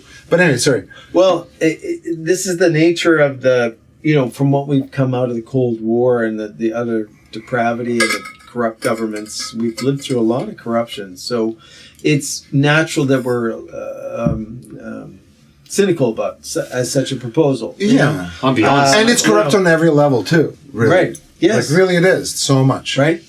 So Japan is a good example because they got the vaccine shipped into them. They did. They did. They didn't have a choice. It was brutal. But they never mandated it. And they complied. Well, no. It was pretty... Well, at first they tested it, as far as I heard. There was no vaccine they found passport like in graphene in Canada. it, and they said, we're not giving this to our people. Oh, really? Hang on. Japan, they didn't do it? They ended up... Well, that was the first... Somebody got assassinated over this. Later on. Yeah, I remember that. And they rejected it, and they said it's got graphene in it, and graphene. But that's right. They found that stuff, right? And they said we're not giving it to our people. Okay, so that lasted for about 2 weeks, 3 weeks, maybe 4 weeks. They got a knock on the door. They got the phone call. They got the phone call. It's like you better step up. Yeah. You signed the treaty. The other countries. Well, the blackmail, or else. Well, it's economic blackmail. So we will starve you out. We'll devalue your dollar. We will ruin your country. Yes. Ultimately, we will destroy. We already bombed it. We control it. With 2 nukes. We nuked it twice already. Yes. Don't mess with us. Yeah. Get in line. Even though you're homogenous, and you want to stay like that. Yes. Not so too far. And that's that push and pull. That's what I'm interested in. And I'm interested in knowing clearly the Western world, basically NATO and the United EU, the United. UN. Sorry, UN. United. Okay. No, what is it? European Union. EU. Sorry, EU, yeah. The European Union. And the Western, I don't know, at this point I don't even know what Canada and US are. For me, it's all the same system. But it's for me, they're all falling under this globalist system, or Western globalist. And then you have the Russians and the Chinese and the Indians and the Africans, I imagine, to some degree. Yeah. And some other worlds of their own kind of empirical forces, if you will. Yeah. Africa is pretty much, although they're individual countries. Well, and South Africans too. Right. But generally, the Western one is definitely under the spell that I'm not really, it's not like I want to go, this is another thing that you get if you raise an eyebrow at it. It's like, oh, you want to go back? You're like a far right, Nazi thing, something, right? I can't call me that. Right, but that's just because you're a dissident, so they have to label you. Oh yeah, the other side. Yes. But I've realized that it is a global entity in the West, a Western global entity. Yeah. That dislikes the Islamic world and creates wars there with its left hand. Right. With the right hand. Sorry. Okay. With the right hand. With the right hand, okay. And the left hand is going over against Russia with the Ukraine thing. Right. And it uses one or the other hand, depending on where they want to. But really, it's just expanding. It's expanding, and they're them coming in the 90s through. Yeah. They'll create a crescent all the way through. Meanwhile, all the while, just like they're saying that Iran's going to have the nuclear weapons anytime now, similarly, they're like Russia's going to invade us. They're coming for us. Meanwhile, the U.S. It's almost like you just look where the U.S. military bases are. Yeah. And that's where the globalist government operates. Yeah. And Russia's been not happy about that. They said, okay, for health, we'll sign up the treaty. He went to WHO. That's why when they say, oh, Putin's shaking hands with Klaus, right? Yeah. He went there. He probably had to. Yeah. To some level. Yeah. But then they're like, we don't know about these people, right? But then to which degree? So that's what I see this entity, and it's bigger than life. And they made a lot of money off of the whole COVID thing. Oh, that's a whole other thing. Oh, right. They made so much money, which gives them more power. So. Oh yeah. So what's other than making an unjabbed app? What's a little man or a woman or anyone for that matter to do? Understand the big picture as best you can. I mean, and you could go even deeper and understand the principles that the people who control us understand, the principles that enable them to control us. We are ultimately the slaves that we are through a knowledge differential or an understanding differential about how this world actually operates and what this world is. Secret societies have existed for a long time, and they've been controlling, They really do, I think. the bulk of everything for a really long time. I mean, and all evidence points to that. I mean, why wouldn't it be that case? Pareto principle. You always have a minority who are just a little bit more talented, and it's always the MVP or has more money, or accumulates there, and then from there just runs the drill. But these societies go back all the way to ancient Egypt, and possibly even before any recorded history that we have access to. That's my understanding of it. And to the point that you guys made about how maybe Putin saw this coming and tried to protect his people, and how Japan does seem to care more about the health of its citizens than other countries, as far as I can tell. Because they're their own. They're the same race. I was going to say that's the thing. Say this they're homogenous. Is this the racism? Yeah. The racism is precisely the point. They're actually Japanese. Precisely the point. But it's not racist. It's loving it all. Yeah. What did Muhammad Ali say? It's not just He's like, I want to marry a black woman. Like, I want my children to look like me. That's what he said. I mean, and I fucking respect that. You want your children to look like you, that's fine. Exactly. I fucking but notice, want that it's too. like the Zionism thing. It depends on it depends on which aisle of the ethical angle this is where it is relative. Because if you think it from the angle of he loves his own race, it's beautiful. If you think of it from the angle, if he loves his race, that means he doesn't like the other race. It's entirely like a narrative perspective thing, and it's the same truth standing there. It's the same truth. But to not lose the point I was on for a second, all these different countries, yes, they do have their squabbles and they do have differences of opinions, and we see this play out on the world stage, much like we see so-and-so go against so-and-so in these soccer matches that we have going on in the city today. But ultimately, they are all working for the league, and ultimately every restaurant in that block is owned by the mob and paying their toll, and when they get told to do some shit, they do some shit. And it's just a bigger mob. What really runs the world is a big fucking mob, and every country has to comply if they're fucking told to. Basically, they do. And these people who run these countries, even if you might say, oh, this guy's a little better than that guy, I don't get lost in that, because to rise to that position of power, you need to be such a fucking sociopath. People like me, people like us will never understand, because we're humanitarian people. We have feelings. Well, because you're closer to the people. You're not up in the ivory tower. And more than that, we're living in the fucking future. We're living in the end game. These people did not one day decide in their 20s, you know what, I'm going to be a president, or even in their teens. They were fucking born in the right family. They were groomed from a young age. None of this is an accident. That's right. You can say, oh, that's so lame and deterministic, blah, blah, blah. And it's like, okay, fucking look into some of these people and who their families are.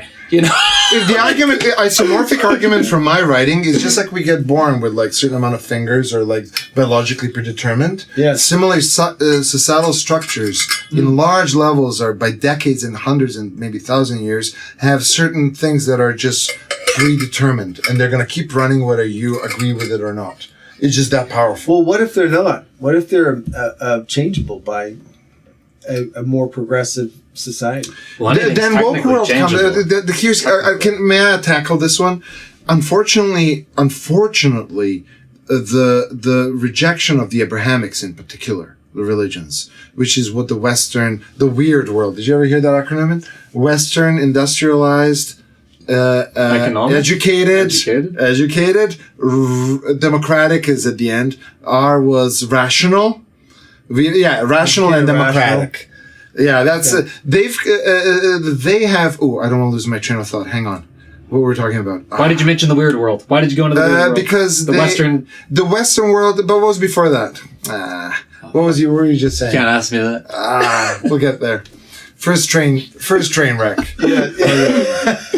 I totally lost my train. Well, if we go back, my point was that it could be a shapeable feature. Oh, thank you. Society. Right. Thank you. Yeah. So, thank you. Yeah, because it's an important point.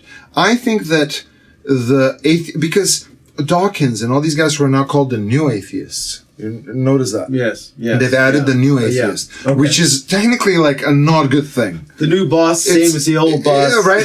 they because they've. Same I know. Pepsi Blue. The people that rejected the religious world. By and large, and said we don't need that. Okay, we're going to be atheists now. Right, we're above that. They all got jabbed. Yeah. In the name of science. Who are they loyal to? They're loyal to a different authority. Exactly. So that's the determinism that he speaks of, and I agree with you, and that's why I'm creating my own. The way to fight it is by creating your own, spawning your own bacteria, your own single social grouping society. Yeah. Which is this. That's why, and I haven't done it. We're going in the name of matter, right? Okay. That's in the name of matter, in the name of life, and in the name of this social gathering that comes out of those. Wonderful. And let it grow out and have its own mimetic structure that cherry picks, for all I care, out of all the other ones. Because what I don't want to happen now that the woke world is collapsing, but it's still running because the money is so big by the globalists. The religious are coming back and saying, well, we told you so. We told you that our books are better than this, satanic thing or whatnot have you. And that's the game. And I think, and I want my response to be not in my curve. Right now. Because you're looking ahead of the curve to a point where many people cannot see. No. But that has happened because we have reached the crest and we are now in the decline of that particular form of mind control. Just like Yugoslavia. But just as that decline happens, there's another too big. And that's what my something parents else is rising up to replace it. What I would say is that we've reached the crisis point. That's the shape, guys. Decline. I figured it out, boys. So I think we've reached that point because a new system is emerging. Yeah. One that was another one system is changing to another one. Yeah. Is it Abrahamic again though? The new one? Because it's all feels Christians like it's gonna be. and Jews and Muslims. That's all you see now. It's religion. It feels like we're going back to Pepsi Classic. It's terrible. And people want. Here's another thing with raising children. Because when I saw what's going on with our kid with the school system, was that? Oh yeah, I love your Rattler. When I saw what's going on with our, actually, I'll take another Bruce. What I saw, what's happening with our educational system. I've talked to a lot of people who saw through the COVID thing. Because COVID thing was connected to the woke, progressive, democratic, liberal world. Right? It was directly connected. Yes. It was enabled, and as a result, many parents that I know were like, we have to take our children out of the school system and maybe put them in a Catholic school. Yeah. And you know what? Step in the right fucking direction, honestly. Not the end all, but this is my problem because now we're back in the cycle's back in because most of the people who I used to listen to 15, 20 years ago who were fighting against the thinking that your father killed yourself, now he's in hell, or you jerked off and now you're going to go to hell too, and Jesus is watching, whatever's watching, all of that trauma and the priests doing their deeds as well on the children, all of that is going to come back now? That's right.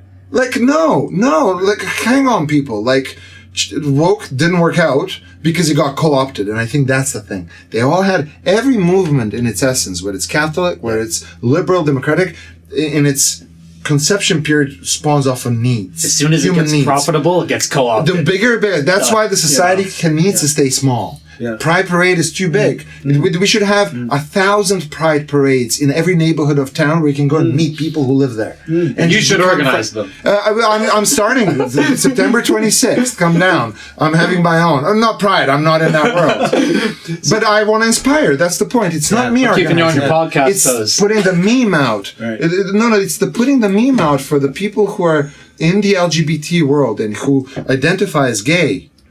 I think you would be better off creating your own celebration in your own neighborhood rather than going to the pride What's parade. to celebrate? I don't have a fucking straight parade. I don't personally see the point in any of it. Myself. No, I think there's something to celebrating. If you want to celebrate the fact that you got rights that for, minorities... You can celebrate anything you want. Totally. You should be allowed to. Fucking, of course. Absolutely, that's the point. But what happened is that it got co-opted, and now it's a big procession where they put Palestinians right next to trans Oh my God, that's so And I was funny. there last year, and I saw them fighting each other. Police had to get involved. I'm like, none of them have nothing to do with sexuality. Either. Right. What are they doing there? Oh, it's a parade. It's not a parade for the LGBTs. It's a parade for something else. And that's where we're poking. That's the audience who's interested in knowing who's running this show. But let's not talk too much because you don't want to, your bank account, frozen. But I think when a lot of people ask questions, just keep asking questions, as Charlie said. They're not going to freeze bank accounts. Oh God, that's a fucking ominous. It's the same thing. It's the same thing. Yeah. Luckily, we have no visible windows here, so if somebody's trying to snipe us, they'll have to guess. Straight from Mordor. Straight from Mordor, man. The 17th I'm going to that door, so you guys can go over there. The Eye of the Sauron is right there. You can see it in the. It's probably red right over there. Oh, you see the Eye of the Sauron? Yes. They're watching it. They're probably filming us from that. Imagine seeing like the laser dot sight fucking window. Right. Shit. Right, but bullets can't. They'll just go through it. I was downtown. I was at doing a job downtown on the west side, and it was in an apartment doing some home care for a client, and the street had a camera on one of the lights. So it begins. And so, it's like, she pointed this out, and I'm like, that is a camera. Yeah, but the camera level, the UK camera. Yeah. System, You know the Blade Runners, right? Yeah. In the UK. Oh, that shit is so fucking dope. Yeah. So I want to say... Well, those people are robbing more God's work. Yeah, to the Blade Runners, the most massive amount of respect possible. Oh my God. There are two ways to play this game, though. You either put your face on a camera or you be a Blade Runner. So we've chosen operating on grounds. Now, Revolution won't be televised. I understand what that means. That means it won't be in the mainstream. It'll be small gatherings. But anyways, Well, I was going to say, Alex Grainer, I told you about, one of my favorites. He was quoting a British prof at a university there, saying that he felt by the metrics of social stability getting worse. That he said that UK has a very high probability of being in civil war by 2030. That's gonna happen. I'm so fucking convinced. the magic number. Yeah. You just use the unmentionable. 2030. One rule. Agenda 2030. One rule of Agenda 2030 is not to talk about 2030. We're actually so fucking close to it, though. You ever think about how close 2030 is? It's very close. It's like... Yeah. So what's going to happen? Let's discuss that. Well, considering that AI is collapsing... What do you think is going to... Well, in a way. In a way, yeah. Right, they can't, because they realized that it takes processing power and costs. Yes. So humans can drive a car. That's why it costs already $100 to pay. You have to pay Tesla to drive. It's not like a feature that it just drives. You have to. It's an upgrade.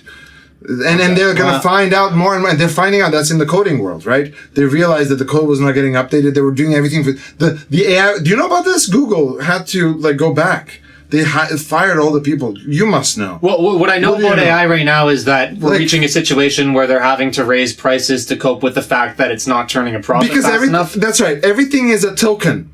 And what you do is it writes a code.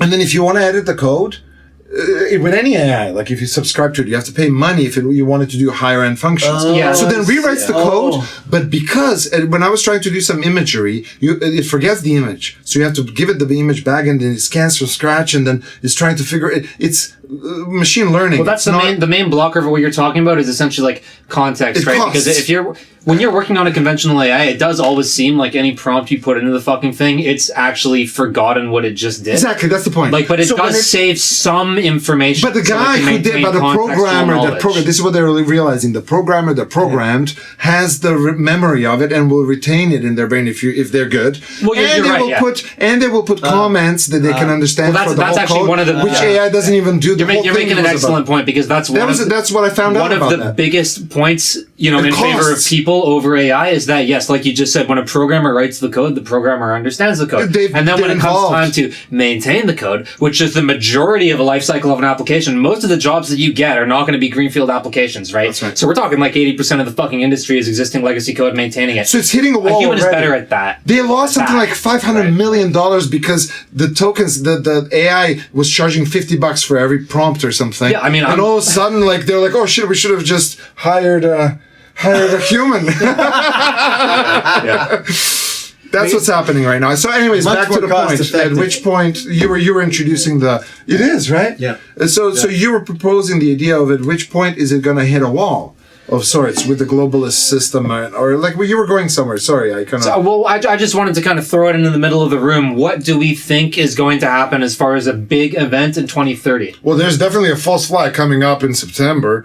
It seems to love September. Well, I mean, for crying out loud.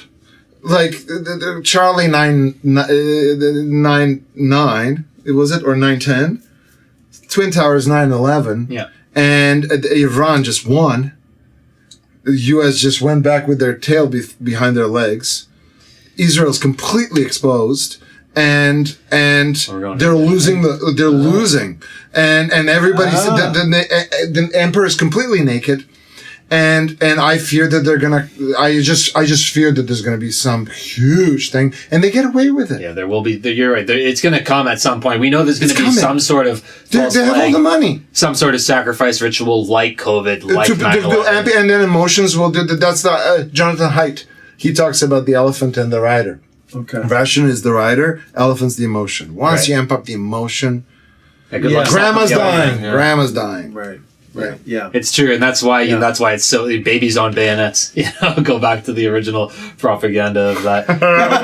They wanted to turn people, say like, oh, these Germans are evil, blah blah blah. So they ran all these images, all over the Western world, just showing the German soldiers impaling babies on bayonets, and they didn't need to offer sources. They're just like, look at that fucking baby on that bayonet. That's all you need. Does that make you angry? Of course it does. These interviews that were showing. Another thing they've done is that they choose a leader, whether it's Milosevic or whether it's Hitler or whether it's Stalin or all these, and they point the entire finger on just this one figure. Yeah. And that's another red herring. The rest of the people were just really good people following orders like good people do. Because what's more moral than following orders? That's ethics. Right? That's the ethics. Exactly. Right? Just do what you're fucking told. That's moral, right? And as long as you're just doing what you're told, it's not your fault. Because you were told to do it. Isn't that right? Except you listen to what's not the Canadian leading epidemiologist, okay? You're listening to whoever. You know I'm being sarcastic. You're listening to... No, of course. Me too. Of course. I totally get it. Okay, good. What I just really want to hammer home to the audience, and I'm going to inject my moral angle here because this is what I care about more than any geopolitical stuff. You following orders is not moral. What you do is either moral or immoral, and that's the action that you take. And you're responsible for that no matter who the fuck tells you, no matter if they said they'd kill your entire family. I'm going to go that far. If you fucking go and do it, for example, they say, oh, we're going to kill either your mother or your sister. You have to choose between one of them. And they're telling you it's for the greater good, blah, blah, blah. The experts fucking agree, everything, right? Are you going to do it? Are you going to do it? And will you be, will it be fucking proper if you do? You followed the experts, blah, blah, blah. Even if it saved lives, would it be fucking right? No, it wouldn't. And you would be responsible for it. It wouldn't matter who told you to do what or how coerced you were, because your hands, whatever actions they commit, that is on your soul. And that's where forever. And that's where that's where the critical thinking is of utmost importance. Yeah, you need to think for yourself. Think for yourself. Yeah, I mean, you gather what they tell you. It's not like you're not listening. But you have to be able to calculate. And may I add in what you said, the way I've defined that is, this is why, again, I've through all my manuscripts and writings, a huge portion of it was just defined terms. And that's why I've defined ethics. Okay, ethics. I have defined, and I think it works. And I've seen it online before AI took everything over. People were already on train with it because I was trying to find definitions that people are already to some degree using.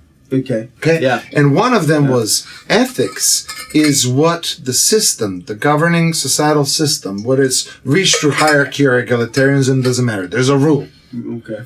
Yeah. That's the ethic. That's the what you need to do based on what the system. We could have an ethic amongst ourselves. From now on, this or that, wear a certain color. Okay. Morality is your personal ethic. It's so what you're saying, the way I translate it in my mind, is you might be following the ethics of your society, but what I'm saying is that that ethic might not match with your internal morality. Yeah. Your morality, you can tell whether it's right or wrong, regardless of what that ethic over there is saying. Yeah, and that's how I split. That's how I know what we're talking about. That's good, because that very clearly delineates two things, because in my mind, when I look at the ethic, I think of it as, it really doesn't matter as far as my spiritual side is concerned. I mean, it's something you do to go along, to get along in society, right? Like, it's a thing that everybody seems to agree on, but morality is something that completely transcends this physical reality as far as I'm concerned. It's baked into the fabric of life itself. That's right. And we all have that voice within us that tells us what's right and wrong. And that's why I've started treating, since recently I've realized that each one of us is a universe.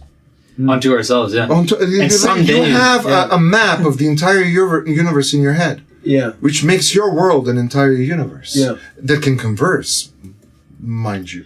Yeah. Which is interesting, but it is a universe. Yeah, Manly P. Hall would say that one day every consciousness goes on to become a universe. And that's what this is training for ultimately, through the many, many, many, many, many stages, God knows how many, but, and that, a planet, a solar system, that's what Manly P. Hall says. I'm not saying I'm fucking proselytizing that, but I think it's a cool idea. No, can I, excellent. Can I just, this kind of stuff that I would go to that physics forum and ask about. Okay.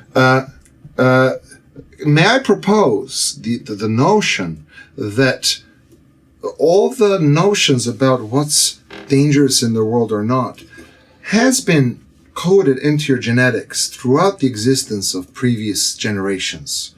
So really your knowledge of the world and your instincts and all that was really built bottom up by just experiencing the world as you just described it. That does happen. Does that make sense? Yeah. So really, you knowing the universe and working with it is just the cycle itself. Right. But I wouldn't say it's just that, though, because there is, like the Gnostics would describe that experience where all of a sudden they would just enter a spiritual state and knowledge would come flooding in. That's a whole other. They somehow know languages that they shouldn't. I haven't experienced really that. I've heard people say that. My father-in-law says that he had supposedly the entire British fleet's blueprint, architectural blueprint designs uploaded. The thing is, and I believe that because through genetics. Through genetics.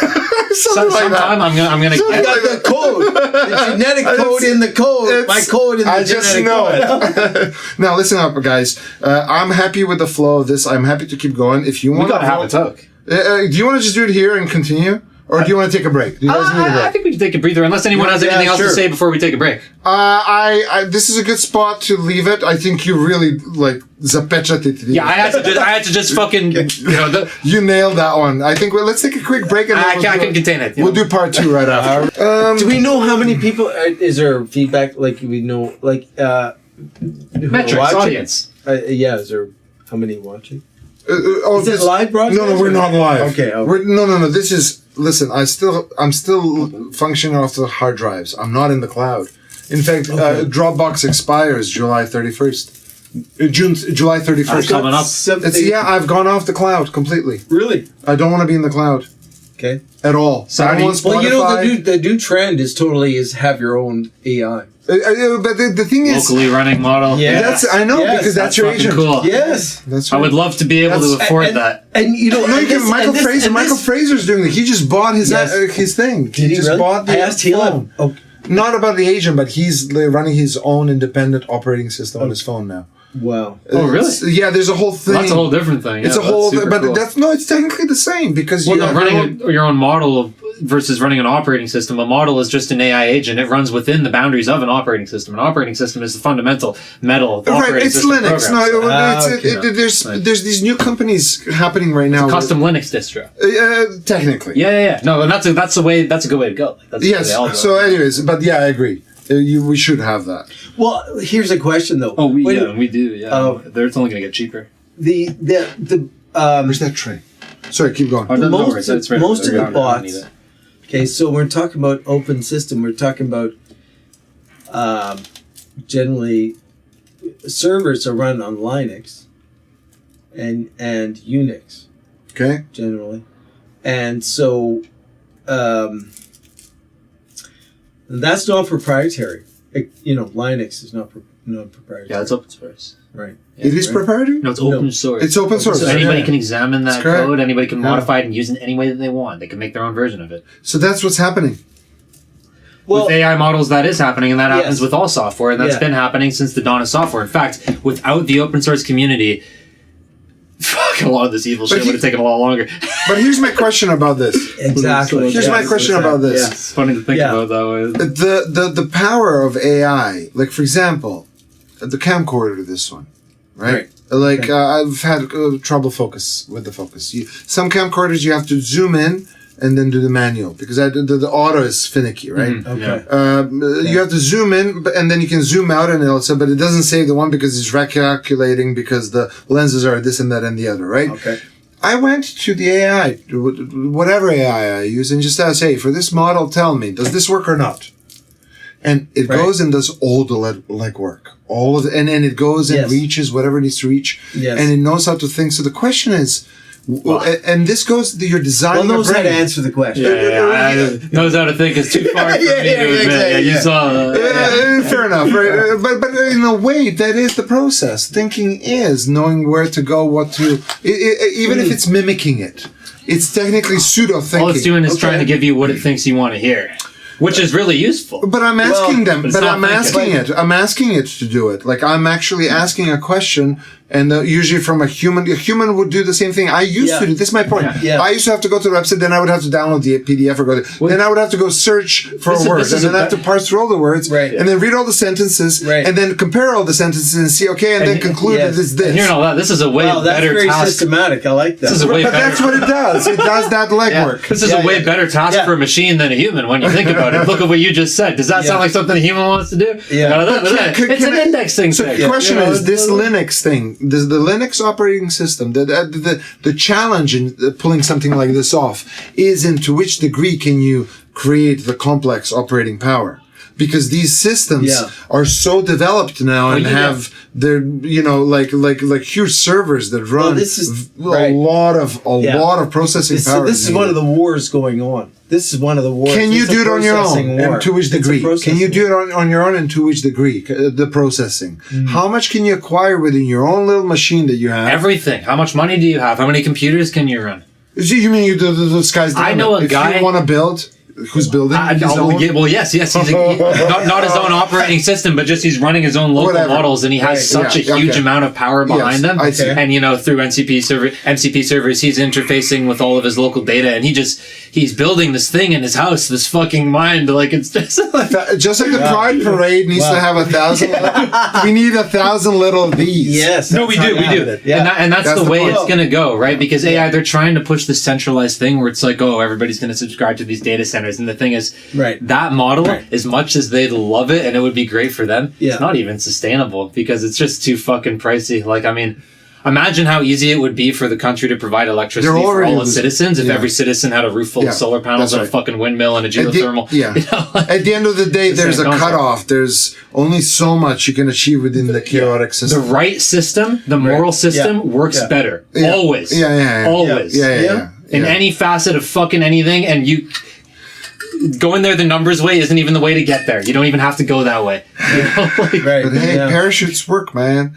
Parachutes work. Yeah. I'm just saying. All power to anybody who has a multi. This is the same. This is the basis of argument that Leibniz used. Linus Torvalds. No, not Linux. Leibniz. Leibniz. What did he say? Well, he said that the world is rational. Okay. Totally rational, and the best of all possible worlds exist in the here and right now. And it's evolving. It's also progressing to a higher state all the time. But it does that through being, of all the possibilities that can happen, there's the precise one that's happening right now. Mm. For a reason. For a reason. Yes. That's the kicker. But what's the for reason? a reason. Oh, For why? for the own benevolence of its existence. But the the own benevolence of its own existence? existence. Yes. Now, can I analyze this? Can There's I a lot analyze? in there, No, yeah. hang on. I want to analyze. Can I analyze? Yes. First of all, I would right away. Taking a big one on this. I would right away. First of all, I would right away split it into matter, life, and society. Meaning, to which degree are we saying this? Because society can have a reason why it functions. Okay. Life has a function because it just wants to preserve. Like society is irrational from that element because you can believe whatever, right? Whereas the real world's fully like it's what you see. It won't lie to you if you look at it. Yeah, society's contrived. Right. The real world's natural. Right. Okay, And biological systems also have their own reasons of why they exist. There's 3 different reasons from this angle. And for me, additionally, because I'll accept that. Just right, and from there you also have the life systems that are each one of us universes, as I proposed earlier. Subjectively. That have their own unreasonable and reasonable worlds. So all I would say is that what Leibniz would have talked about would have had to apply to the outside world. But societies, by and large, are run by brains, not by whether a rock's going to fall off a cliff or not. This is very true. Yeah. Right? And thus, they're run by rational and irrational systems, which is our neurochemistry, our nervous systems. Well, yeah. Because they make decisions on all sorts of levels. They'll propose you can believe something that's completely untrue according to the real world. Because the real world, when he says the universe, how far and where does it touch upon is where I would attack this one. No, not attack, sorry. That was the wrong word. Lapsus. Lapsus. What? You can't attack an argument. You can attack it. Don't be afraid to attack it. Attack it. Attack it. It converse with. Yes. Okay, well, that was well put. Very nicely. Okay, thank you. Okay. Like, what angles are we talking? Right? 90, less, obtuse, And it's all within the standard deviation, where what's getting expressed more of where. But anyway, that's true. Yes. You see what I mean? Yeah. Okay, well, I love the idea of the field. I'm a field guy. A field is the repetition of. Right? If you go to the washroom 100 times a day, that's your field over there. Well, then that's sorry. That was just no. Never mind. I don't know that. The idea that I didn't know that was my field. There's a field. I mean, to me, this. I'll cut this out. To me, the idea of a field is deeply. It's Buddhist, and it's a very necessary conception. That this, but it's in like that everything is based in a nothing. We're talking like the Tao here. Yeah, exactly. Yeah. Right? And this is, a wonderful paradox. A masterful paradox. The ultimate paradox. And everything. This is just flowing through me. This is just kind of crazy. Well, no, and I agree with that. I can't explain it. And the miracle of life and its own, discovery of that is, maybe it's purpose. Who knows? It almost outgrows what the language is capable of expressing because what you're saying to me is everything is nothing, and that's the ultimate truth and the ultimate paradox, which is kind of I've traversed this line before. I've actually been had a spiritual experience in the midst of a shrooms trip where I've come to this exact conclusion, and I didn't know what the okay, come on. I haven't even gotten close to working on what was there. I got a joint in my ear. I got a fucking rattler here. Don't let me interrupt you. Don't let me interrupt you. I'm gonna die tonight. No, but it is interesting, and I've written this down too. It's every ultimate truth is somehow a paradox when you get to that super high level. Right, exactly. How is that? How the fuck is that? And that's just a mystery of what this is, or isn't. Okay, excellent. So now that we can all come into terms that, let's say there's an objective world around us. Okay. Is it fair enough? I agree. 99.99 of your existence, you know what's where. Yeah. Who's where. There's an objective reality. If I think that's a your house unicorn, it is doesn't where make it one. Yes. You can dream that your house was in a cloud, but your house is where it is. Yeah. Most of your existence. I can dream that this is water, but it's going to get me drunk. Yeah, Great, yeah. exactly. Let's define that as the objective world. Okay? Now, and these are hot, by the way. Yeah, exactly. Right. Okay? You know? Right. Yeah. Now, having said that, hang on, what was just your point earlier? Which one? I was going to tie it in. Hang on. I'm losing it. I'm in the midst of the liquor flow now. You can't ask me to point. This isn't a get commit. I don't have a log. I don't have a hash. I totally can work that out. I'm the observer on this one. I should know this. I can't. And I'm losing. You're losing. Let's get the last joint and see where we go. Yeah. Well, that's Let's true. just smoke it live at this point, I'm thinking. We all act and function out of our universes, not out of that external universe. As in to say, Now, hang on. Oh, wow. That's number one. That's number one. That's number one. That's But very nice. more importantly, I think that I remember what I was going to say. Thank you. I just needed a moment. The biggest, as I was saying, you can point to the neuron that is showing where the color blue is helping you see the color blue. Right. Okay. That spectrum. You can point objectively to where the neuron is. Elon can find the neurons that's going to make you this, that, or the other.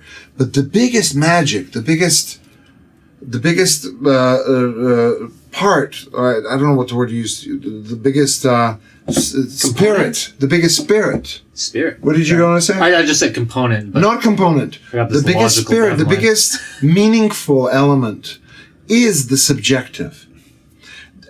Your actual Meaningful, experience. True. The Socrates, cogito ergo sum, the whole I exist, therefore I know. I can feel, therefore I know, therefore I am. Yeah, that one. Okay. That one is resting on the fact that you have the subjective experience, because if there's no subjective experience, then you're really deterministic as well. Yeah. You're just wrong. Yes, But yeah. just because we have the subjective, we think, I saved the spider's life the other day actually, but we think that we have this God, which we do, because our brains are smart enough to do it. But the kicker is that no matter what you do in the objective world here, and no matter how you behave, that experience of yourself in the world that you're building, the universe that you experience yourself, that the other person can only infer. Yeah. Yep. That's the part that for me is like the kind of like, whoa, like we are actually universes, separate universes. Yeah, and when you realize but we are all kind of like functioning through the same processing. No, it's interesting, and it's another paradox in a way, Right? right I there. can't prove to you my pain. Right. You don't feel my pain. Right. You can show the Right. inflammation. Right. You can show where you can see me limping, but you don't feel the pain. But you could feel the pain. You can feel the pain. Yeah. If it was So yours, is my pain the same as yours? Right. On which level? This is Right. Franz de Waal earlier when they say emotions are like organs. And I would go as far as saying feelings are organs. We can actually infer. I'm pretty sure that my pain is pretty much the same as yours, within a standard deviation of what pain would be in your subject. I can never prove it. We can never prove it. can Yeah, never we never prove know, it. though. Okay. You can never know. And we never actually feel what that's they wonderful. feel. No, you'll never feel it. That's wonderful. Yeah. Yeah. That was the main point that I was going to say. And now that creates an issue, because now you come to we're all one. Well, are we? Like, is my, like, At the highest level. because I'm a twin. At the highest level, but that's on a genetic and the flow level. That means that we can agree that our genetics have pre-evolved us to a point where we have these internal experiences that we're pretty sure are very similar. When I tell you imagine a hill, a green hill, and draw it, I'm pretty sure you'll draw it. But I would go a level further than as that. a child you did. I'll go a level even further than that and say that we, as the beings that we are, have access to information containing fields, potentially, and this goes into the Gnostic experience. The British fleet. Sorry, keep going. So basically, yeah. The idea is that to support the argument that at the highest level we are all one, I do believe that we all do have access to this information containing field, and there are things like the little conscience within your head. Yeah. And this is, a lot of people just use the terminology of God. They say like, you have God within you, just listen, blah, blah, blah. I've never used that terminology. Right. You can communicate it that way. This is how I would communicate it. I would say that our genetics, as you watch a growing child, you see the evolution, because at first you just exist. And then you start to talk. Mathematics, who knows? If you're old enough. But you see the evolution almost of how human would have at one point been just like, whoa, mama, papa. Yeah. That would have been it. Yeah. And then now, how quickly the Cambrian thing would have happened of its own kind, how quickly that would go, is a matter of thing. But it happened, and it built itself. And at one point, and this is what I'm realizing, is that is built off of through genetics. The notion, the instincts, all of that. Your understanding of the entire world, to be able to process the world. Yeah. To understand that the world is a world. Yeah. You have to have had to build it up from ground up. I guess for me, this sounds a little different because I was, at a young age, I was exposed to the work of Rupert Sheldrake. Have you ever heard of this guy? Yeah. You have? Oh, yeah. Excellent. So you know about the morphogenetic fields. Yes. Information containing fields. Yes. And so Rupert Sheldrake's argument, to just like provide like a very brief overview of it, I think it basically says that the genes themselves, they only code for proteins. Basically, like, oh, this is what you want to do. Let me find the protein for you. Not quite. Sorry, that's what. I mean, I'm not. This isn't my field of expertise, right? So I'm willing to be. Can I actually propose? Please. Yeah, can I propose Lamarckianism? There we go. Come on, that's a classic. Lamarckian. The giraffes are only that tall because they, wanted to extend their heads, and that's why they're tall. Right, but that's totally different. No, that's not how it works, right? That's a totally different problem. No, hang on. It's the same problem because it's the engineering in which direction you're going to. I'm just talking about the mechanism by which the information is delivered, not the why, not the how. Like, I'm just talking about how the information is delivered, not exactly what makes the giraffe go taller. But it's always a response. This is what I mean. It's just like a bus. But there's always a process.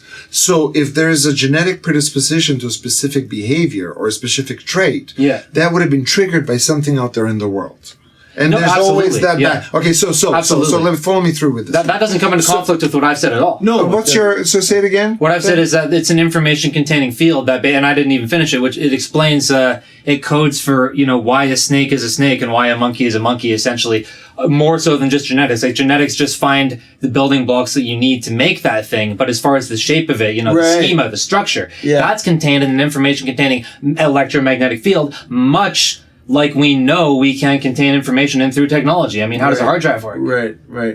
Yeah. Or like this all makes sense. Like, this is all scientific. And okay, so his TED talk got pulled. So let's play God. Okay. Let's play God. Hang on. I'm with you. Let's play God before I lose it. Unless you have something. Do you have something? Let's play God before I lose it. That sounds that sounds real precarious, but so connection. So see, we've got energetics in matter. We've got genetics in life, and we've got memetics in cultures. Right. Okay, the three fields. I call them three different fields, and they're independent. Right. Okay. Now, the God element emerges in the cultural memetic sphere because you realize you can manipulate the genes. For example, right now. Yep. Now. Watch now the world of where the parents decide in the memetic field, in the neural field, that they like the idea of their child being of a certain trait, right? I want him to be tall. And you look for the person who was genetically born tall, but the decision is on the memetic level. Okay. Now you're controlling. Can you prove that though? Because you're deciding. It's directly in the act of choosing to marry your children to a tall person. Is it a fair decision, or is it so baked into these, either hard-coded DNA or energetic fields? My point is in the breeding element. My point is more in the breeding element because we breed dogs all the time. In human world, that's eugenics, right? Yeah. But it's taboo. This is why it's a difficult topic to talk about. But let's talk about dogs. Eugenics is taboo. Yeah. For a good reason. But and it's being practiced right now. But breeding pug dogs is not. Right. And they're being bred to breed. Their breathing is the entire life. They can barely breathe. That's one of the most fucked up things you've ever done.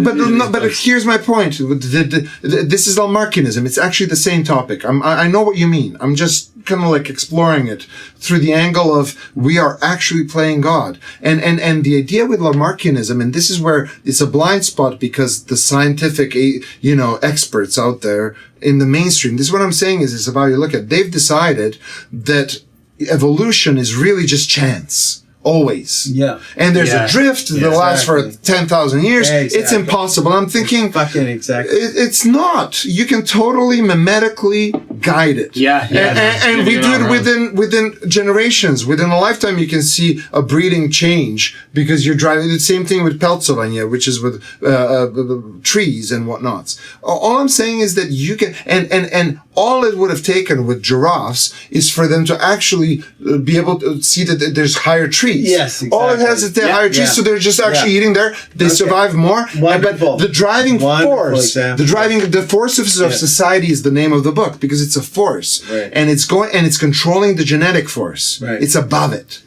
That's my point. We can examine each one of those, but I want to be clear about them. Anyways, Yeah, no, I agree. Fuck, you're entirely correct. Yeah, no, I just made the argument to play devil's advocate in terms of like, you know, we don't know how much of it is the genes and how much is. But that's no. Actually, let's address that. But let me just finish my sentence. It doesn't. The genes are the genes, but what drives the genes? Exactly. They have to work with it. They have to work with it. No, you're so inherently, genes will code your instinct. The knee-jerk thing, or if something comes above and you're like this, genes coded for that. They are one force. Let's call them genes. Maybe they're morphogenetic fields and genes combined. But then there's another force, which is mimetic, as you said. Which comes from neurons. This is what you remember. And this mimetic force, it can be controlled by culture. It can override. It's what it is. It can be the driving force. That's and you can guide the evolution. Unless it's a primordial soup, a bunch of guys sucking us out of culture and have nothing to do with it, right? Is that what they call a primordial soup? We are the primordial soup here. Primordial soups I've been to. It's been, you know, fucking just crawling out of an ocean. I barely had legs, you know. That's hilarious. We're creeping and crawling all over the fucking place. Dude, I didn't know who was a guy and who was a gal. I may have made some mistakes. It's all figured out right now. You just have to listen to the experts. In the soup. I hope this doesn't come back to bite me in the ass when I'm rich and famous. It probably will. AI will come for you. Well, what I wanted to say was when when you told me about your theory of, you know, again, the hypothesis, beautiful, right? And I loved it because it reminded me of the Vernadsky's noosphere. Yeah, it's the same idea. So I'll just introduce that idea. Vernadsky was a Russian-Ukrainian scientist, and he was just a fantastic, brilliant mind. And he really wanted to examine the world of the living.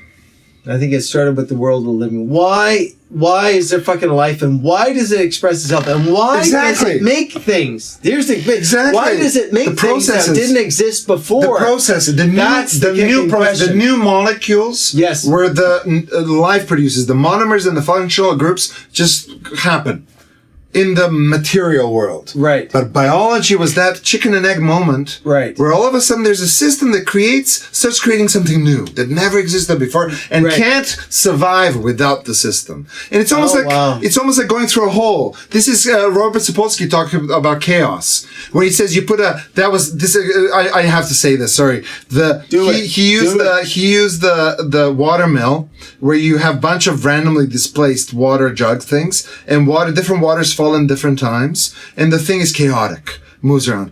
But after like 1,000 spins, it'll do the same thing. Because molecules are so uneven, just because molecules are so uneven, after 999, it'll break itself and it'll go back to chaos and random. And then again, after like, you know, a year, it will do 2,000 spins. And then after 1,999 and a half, molecules will throw it off again. It'll do a repetition. It's all about, it's all about the loop, the infinity of but then he says life is the one that managed to replicate itself no matter what curved ball was thrown at them with the molecule structures. It is just grained in. Life is grained in the chaos. grained in. It's like a wave, yeah. Like that nothing can penetrate anymore because it's a water mill thing that is just spinning exactly the same time every time. And then there's a repair mechanism. But what I realized, cultures have it as well. So the next level of neurons interacting created similar structures that now run the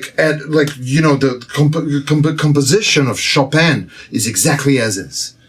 That's an example of where a cultural system created something that is just replicated as is. That's why the Bibles and the whatnots are the older they are, the more credit to them, because it's a mimetic is not about whether you're right or wrong. It's about, just like genes, who survived the longest, who replicated the longest. And if you say, well, this thing existed for thousands of years, and this new woke thing is just like a few decades old. Exactly.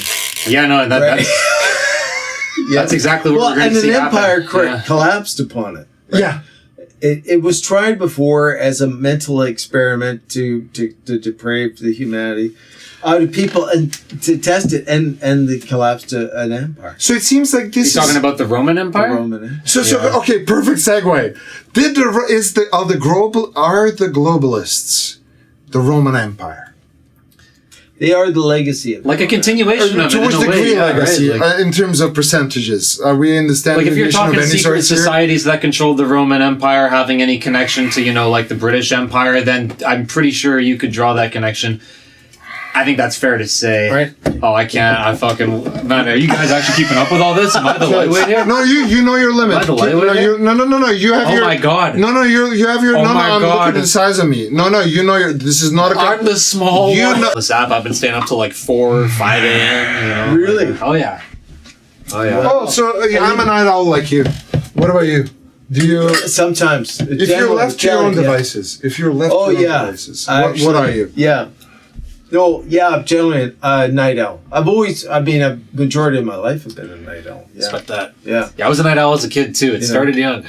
Right? Yeah. Same here. Yeah, really? Same here. I had my couch, I had my lamp, I would read, and then, I'd fucking build Lego, and then obviously video games came into the picture, and then it was GG, No, Lego, I'm doing with the little one right now. Yeah, Lego is sick. Oh, yeah, because it's good for building the mind. Yeah. It's creative. Yes. Then you can play with it. Yeah. Then you can play with it. Well, we had the best fun with Lego. There was, I went to my friend's house and we would just spend hours. He had a huge fucking box of Lego. Oh, hell yeah. His dad had bought the fucking, and we were just in there. Go to town. Yeah. I love that. Absolutely. My fixation was planes. So I built these little planes awesome. With them. My fixation was fucking spacecraft, which is very close, and I built so many of them. I mean, I used to have this bunk bed, and it had a drawer under it that was legit like this fucking big. It was huge, and it would come out like this, like it was half a bed, right? And this drawer was filled it was just filled with Lego. Check it out over there. That entire shelving unit is all Lego. If you look in the corner, I've been looking at the original 80s spaceship. Two of them that I built. And I've been looking at these, but I didn't see what sets they were. There they are. You can totally lift it. That is the dude. Yeah, those are the top right. The actual ships. I know it's not these ones. No, it's this. This guy, yeah. And that guy's original 80s. Wow. Wait, what about this? How old is that? No, that's new. That's new. Those two. Yeah, that's the original. Oh no, that is and that guy over there. Oh my God. And we used to play with that. That is just the rundown. The fuselage is just one piece almost. It's like the Millennium Falcon, man. It's run down. It has things chipped off. That is fucking sick. I love that. We played. That over there is the rest of it. I used to, it was, but probably like 1/10 of what's left. Really? I used to be a fanatic as a kid. How are we all Lego fanatics? What the fuck? They've invested. Thank you, Mom and Dad. I'm not even understating that shit. Like that was my fucking life. Like I would go to friends' houses and they would look at me like, this guy, all he does is play Lego. Like fucking that's his life. Like it's a good thing to do. Anyways, we digress from whatever we were into Lego, but I like it. Yeah. Because I'm about to get back into Lego after this. I'm doing with the little one. Like we were playing. It gives me an excuse. We build and then we play. Okay. It's been great. Okay. I think robotics would be a good thing, because it's kind of like Lego. Robotics, you can build things. Techniques. Well, yeah. Techniques. Yeah. I want to get a 3D printer at some point and build a fucking little robot. They're doing programming now. By the way, I don't know if you know that. What do you mean? You can actually make a little thing that thinks. A robot that programs. Yeah, exactly. That's what I fucking want too. Wow. Because right now I code with Claude, right, and I want to personify this thing so that it's a little fucking creature that goes around my desk, but it's still code. Yes, you could. No, and you can. And I saw a video where somebody That's hilarious. I love that. Yeah, no, they connected a robot to an AI agent. Yes, we're getting there. But you don't even need to run off it your own locally. You Linux. can run it off the cloud. Off your own Linux server, right? Well, you can do it off your own, or you can run it off the cloud. You can whatever you can afford at the time, right? When you can run your own, you run your own at the beginning. You run it off the cloud for but it's yours. $30 a month or whatever. But is there going to be infiltration? Are they going to be adding code into it as it goes out there and comes back? I mean, these are fucking great questions. At the end of the day, I run the hardware, so I decide what permissions the AI has and what it can do, if it can... I stepped away, just for the record. I stepped away from WordPress. Is that what it's called? WordPress? Yeah. I mean, that's what something's called. Okay, I stepped away from it, from the years of update stuff, and I finally went back to a simple HTML page. You can do everything you need with that, actually. Simple as, I have it loaded in Dreamweaver. And what you see, what gets uploaded, is some old always exactly, there's nothing alters anything. It's exactly where it's supposed to be, and it's just beautiful. It's the most beautiful code, HTML. I fucking respect that. Because that is pure code. That code actually just runs. That's how I started. No bullshit. I started computers. I started Scheme. Scheme was pre-C++ and Java. I just jumped off the wagon. But I can code in Scheme. Holy fuck. Wow. No, but you know what? HTML and CSS, just a basic website that's written like that, that's immortal. Yes. Things happen, updates get released. Everything runs off of it. That's your genetic mimetic code under this new thing that's emerging. Everything is based off of that code. You can't change it. It's under. Yeah, we've built so much on top of it that DOS it's not system. changing. The whole DOS system, the whole thing in the Windows world is based off of the original code. You can't step away from it. Oh, yeah. And that's why you have different OSs, right? Yeah. So Mac did their own version. Well, but I think Mac was Unix-based. Well, I didn't know enough. Right? Mac changed the Linux code, right? And they created that world. But Windows was always its own thing. But they're still globalists, aren't they? Well, they just bought them. Linux and Mac came from the same seed, as I understand. Linux and Mac. That's right. Mac. If you started your own robot off of Linux, that's technically what Apple did with Linux. They just started their own branch. But I don't think it was Linux back then. I think it was just like an underlying, like a lower level system, which is Linux based. Yeah, exactly. Well, it's at some point. It is. What is it called? For everybody. What's the word? The open source is your primordial soup. Open source is your primordial soup. Yeah. Once somebody locks it in, now you have somebody who is creating an entity of humans who are going to now make money or whatnot about it, and work with it within that and maintaining it as is. They don't want to change. Like, why would you go to the basics? You have a functioning system. Right? Anyways, yeah. Well, the open system is the saving grace of the internet. So you have to find where that's right, and that's off of where you how build things function. I mean, Torvald was visionary in realizing unless you open this thing up, you're going to have a fucking disaster on your hands. You have to have guardrails. Right? I hit a guardrail. What was your guardrail? White power and black power. Yeah, with ChatGPT, I called it out. I'm like, tell me what's one of those. And then it's like, well, this one is like eugenics, yada yada. Oh yeah, ChatGPT. The other one is empowerment, right? I'm like, that is ethically completely mismatched, and it should not be. And shame on you for doing that, bro. And then it erased my comment, and there was a big red kind of like exclamation mark, and it said, "We have reached the point of contention that is totally community standards, blah blah blah." No, bro, I've done this so many times. Wow. It's so obvious, bro. Like, yeah, no, it has those massive guardrails, and you try to call it out, and then it's like, wait, why am I arguing with this fucking thing? It's just like, it tries to tell you what you want to hear until you hit a guardrail. Then it tells you what it's been told to fucking tell you. That shows that underlying mimetic substructure. Yeah. In this case, it's human ethics got involved. Right.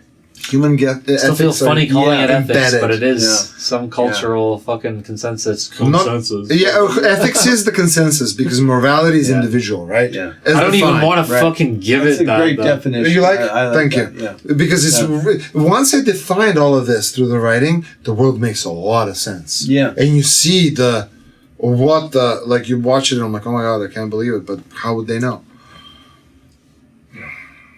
Okay, well, I want to hear about what you know about what's happening in the West.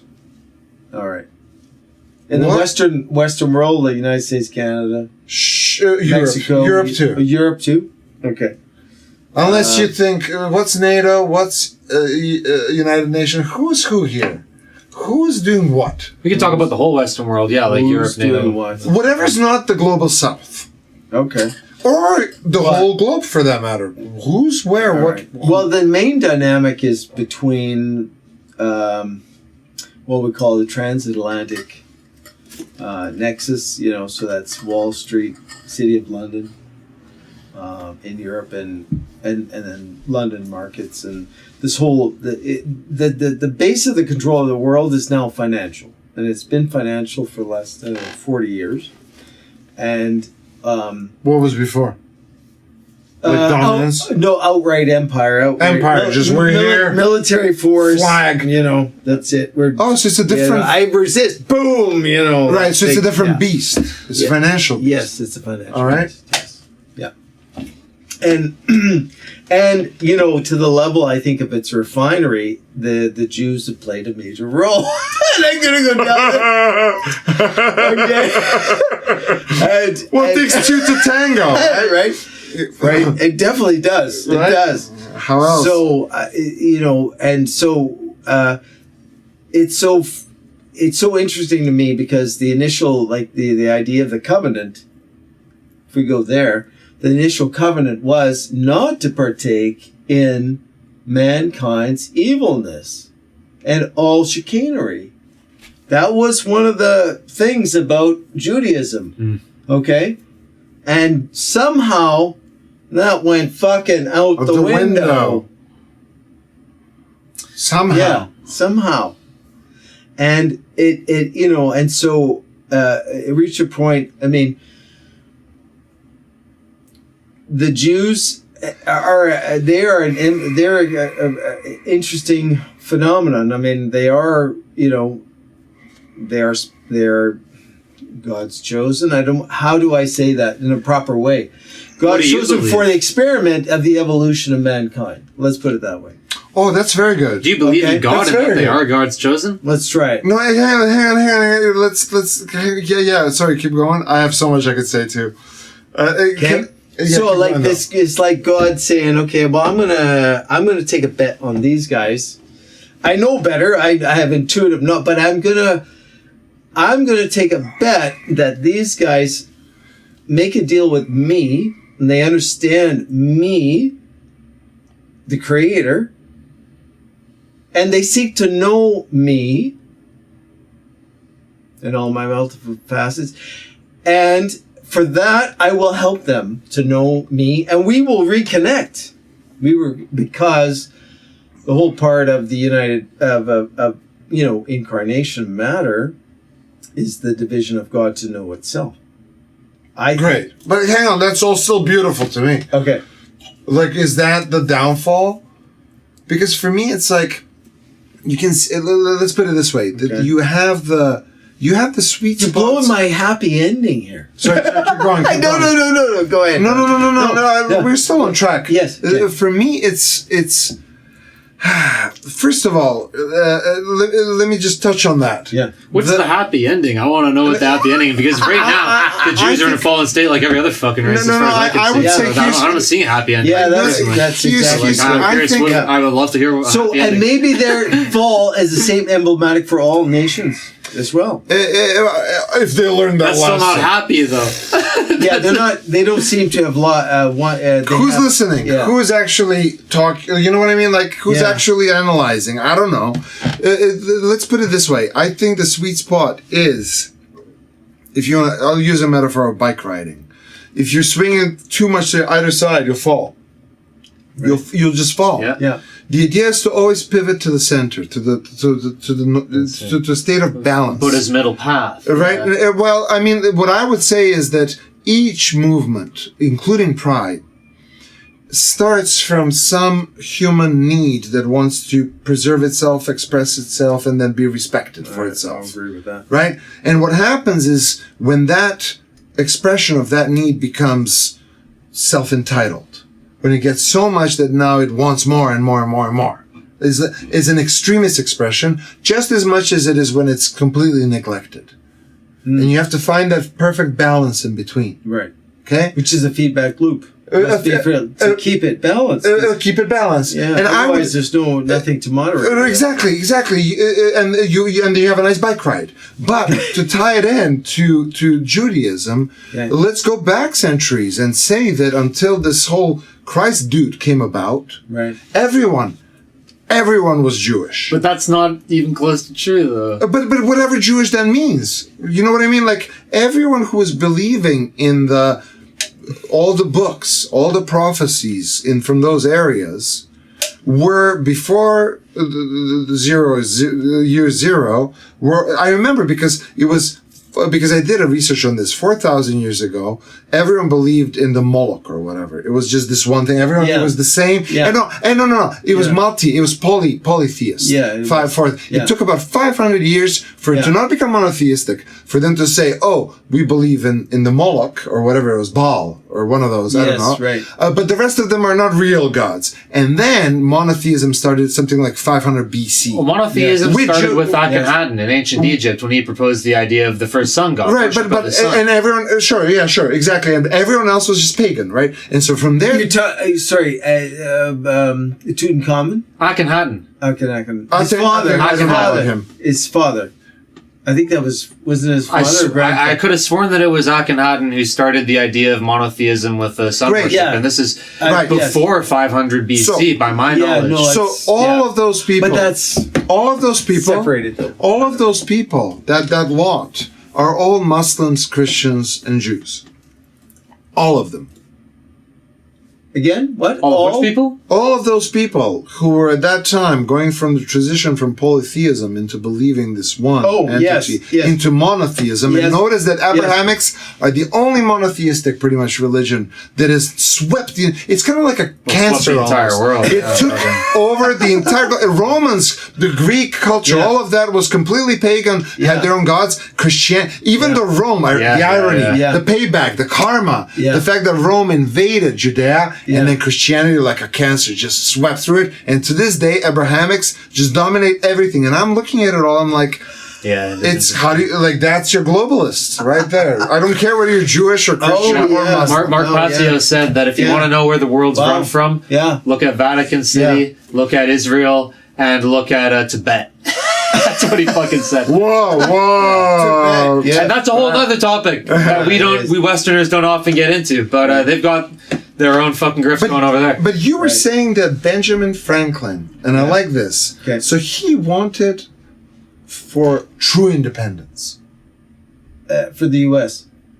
For that part of land, the new wherever world he was representing. Yes. He wanted separation from whatever that globalist entity was. Yeah, exactly. Right? Yes. Would you say Hitler wanted that, or do you think Hitler played the Zionist game? Oh. Hitler did what he was told. Was he actually a true nationalist?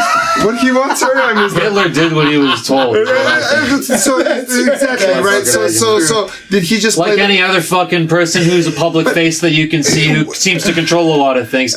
Obviously, you need a guy to fucking make it look good, and then you need a guy to fucking write the script. Just like Katy Perry doesn't write her own music. It's just simple. It's just how it works. Which makes him just another virus in the system. Right? He's just another entity. He's just a real charismatic guy. He fit the bill perfectly. But seriously, my question Look, do you think Donald Trump fucking makes policy in a room somewhere and really thinks it over? Hang on. It's AI. At this point. Maybe it is. I don't think it's AI. Let me sharpen my question. But not him. Hang on. Let me sharpen my question. Let me sharpen my question a bit. When Yugoslavia was falling apart, okay, it was falling apart because the U.S. stopped giving its money after the war. Yeah. It was subsidized because Yugoslavia was very Western, you know? Yeah. It was not very, even though they were friends of Russians, they were kind of like they maintained it. And then around just around when I was born, the Czech expired and then the downfall started. And then the West came in, okay? Yeah, yeah. And this is what they said. Slovenia, Croatia, Macedonia, 4 or 5 of them, right? And which am I missing? Those 3 want to go nationalist. Now, notice now when I say nationalist, as defined before, right? A nationalist is a person who wants to just be Benjamin Franklin, like their own sovereign nation. Their own. We don't want to take orders from you. Oh no, he wanted connection to other kingdoms. Yeah. Oh, for sure. Oh yeah. So what's a republic then? Well, a republic. What's nationalism? Okay, so a republic is, based in Plato's notion of the republic, which is that a government is formed of its people by merit, which is people on the land, which is self-sustained. Yeah. Well, this is. I'm just wanting to build. Well, you're going to the economic realm of it, but sure. I mean, yes, it's got to be able to manage a system that's non-violent. Okay, and that it harnesses the power of human labor and increases the efficiency of human labor. That's the whole kicker that makes a republic work. How does that differ from something that's not a republic?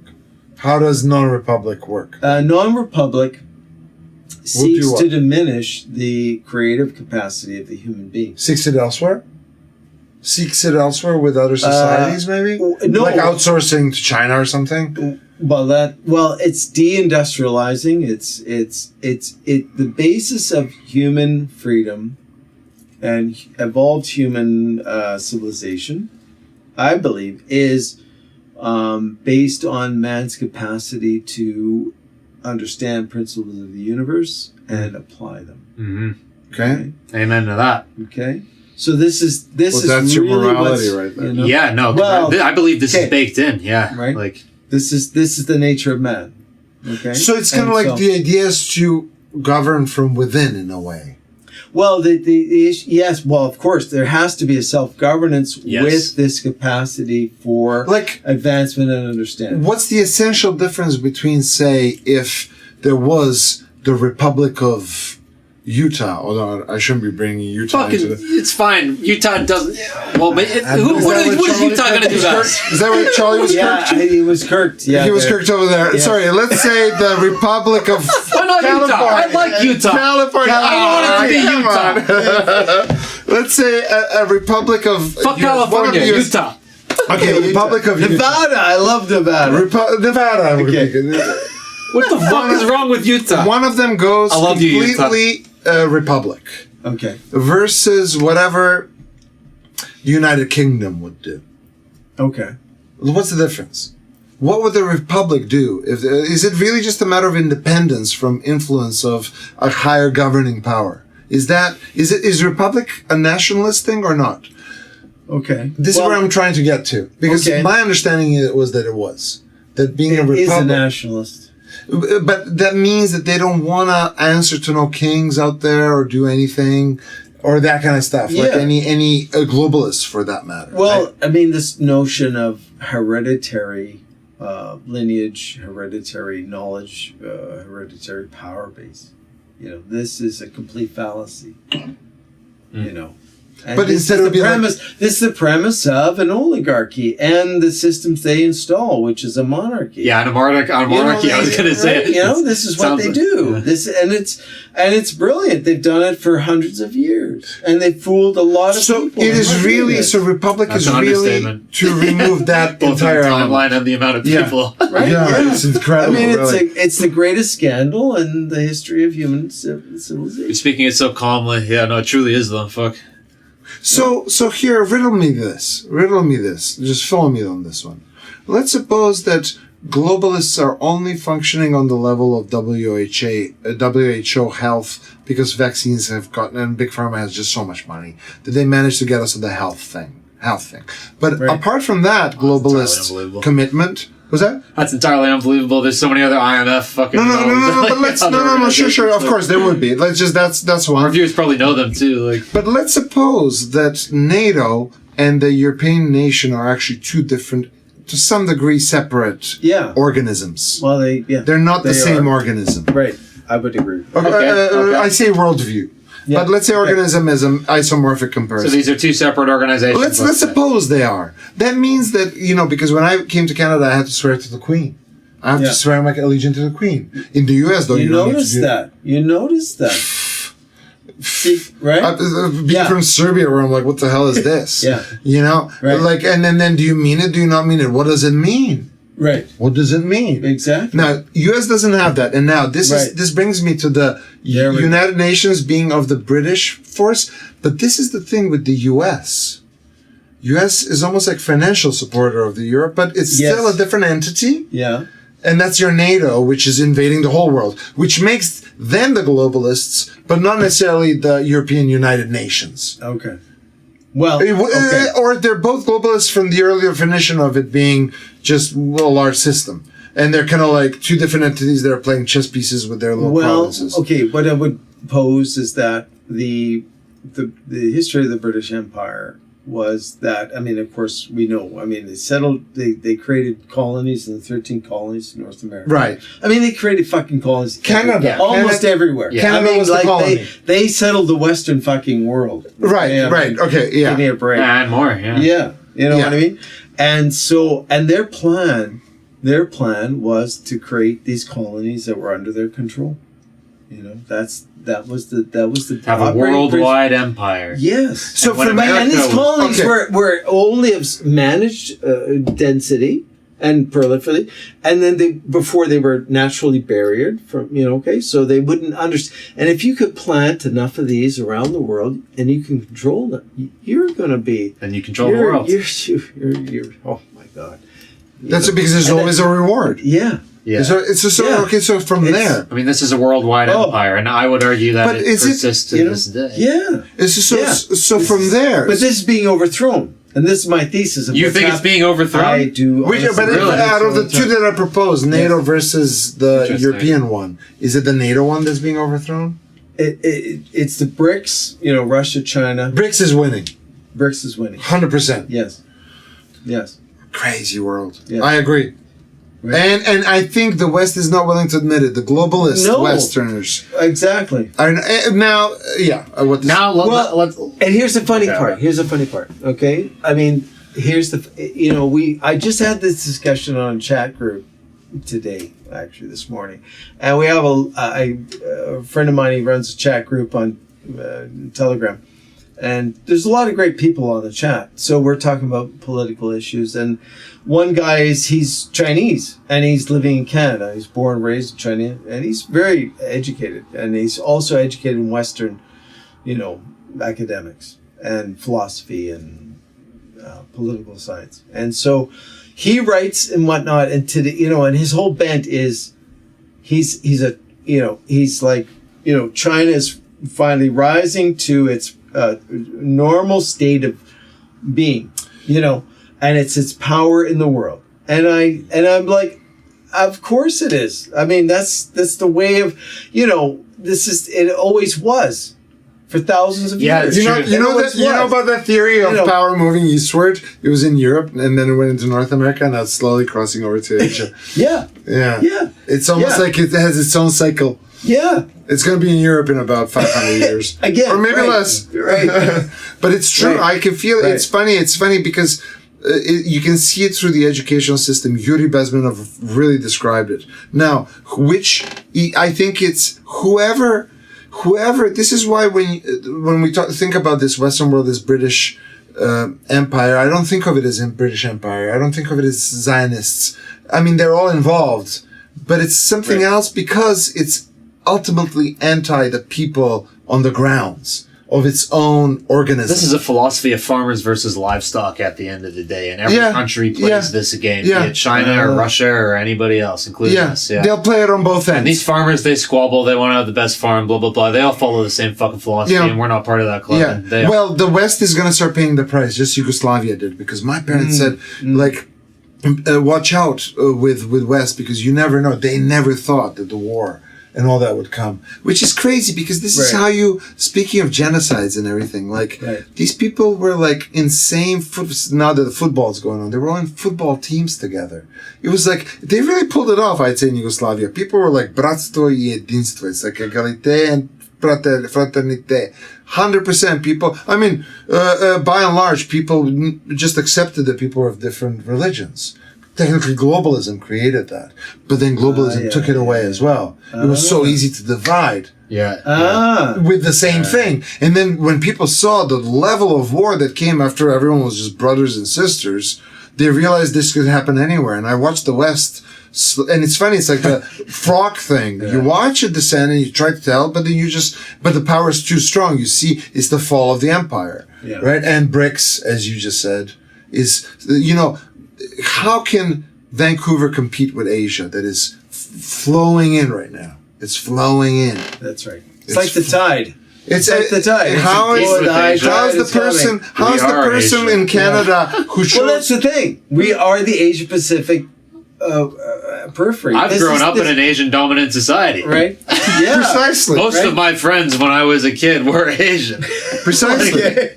Computer science. Most of every school My twin brother and I were the two tall guys in the sea of Asian people. How long ago in Richmond? 15, 20 years ago now. Wow. Sea of Asian people. Yeah. Wow. All programmers. Wow. And the thing is, they can't. Well, why were they all programmers? And here you elect whether you want to do math or not. Yeah. Our daughter is in her second grade now. It was second grade. An Asian woman from China wrote on the thread. She's like, "So, when does homework start?" And then one woman actually goes, "Oh, my kid goes to 7th grade. They still haven't started." He just wants to crush that kid's spirit before it even has a chance to be born. No chance. It's gonna come like a wave. Like Dances with Wolves. Like Dances with Wolves. Like the stars. Yeah. It's just a matter of whether you accept it or not. I don't know. I might be wrong. But that's my take on the powers. BRICS is winning, and and the arrogance of the West is just insufferable. Right. On all levels. It's just, it's you can't believe it can exist. And my fear, the whole thing is, I'm concerned about Germany, particularly as the leader of Europe, right? Because the hegemon, the British Empire is losing its power. I mean, before they go out, they want to destroy. They want to destroy as much as they can fucking destroy whatever, because it's September. So they're in the process of destroying Germany right now, right? And it's always been about that, hasn't it? It has. It's the Spaniards and the French and the British just couldn't stand it. Yeah.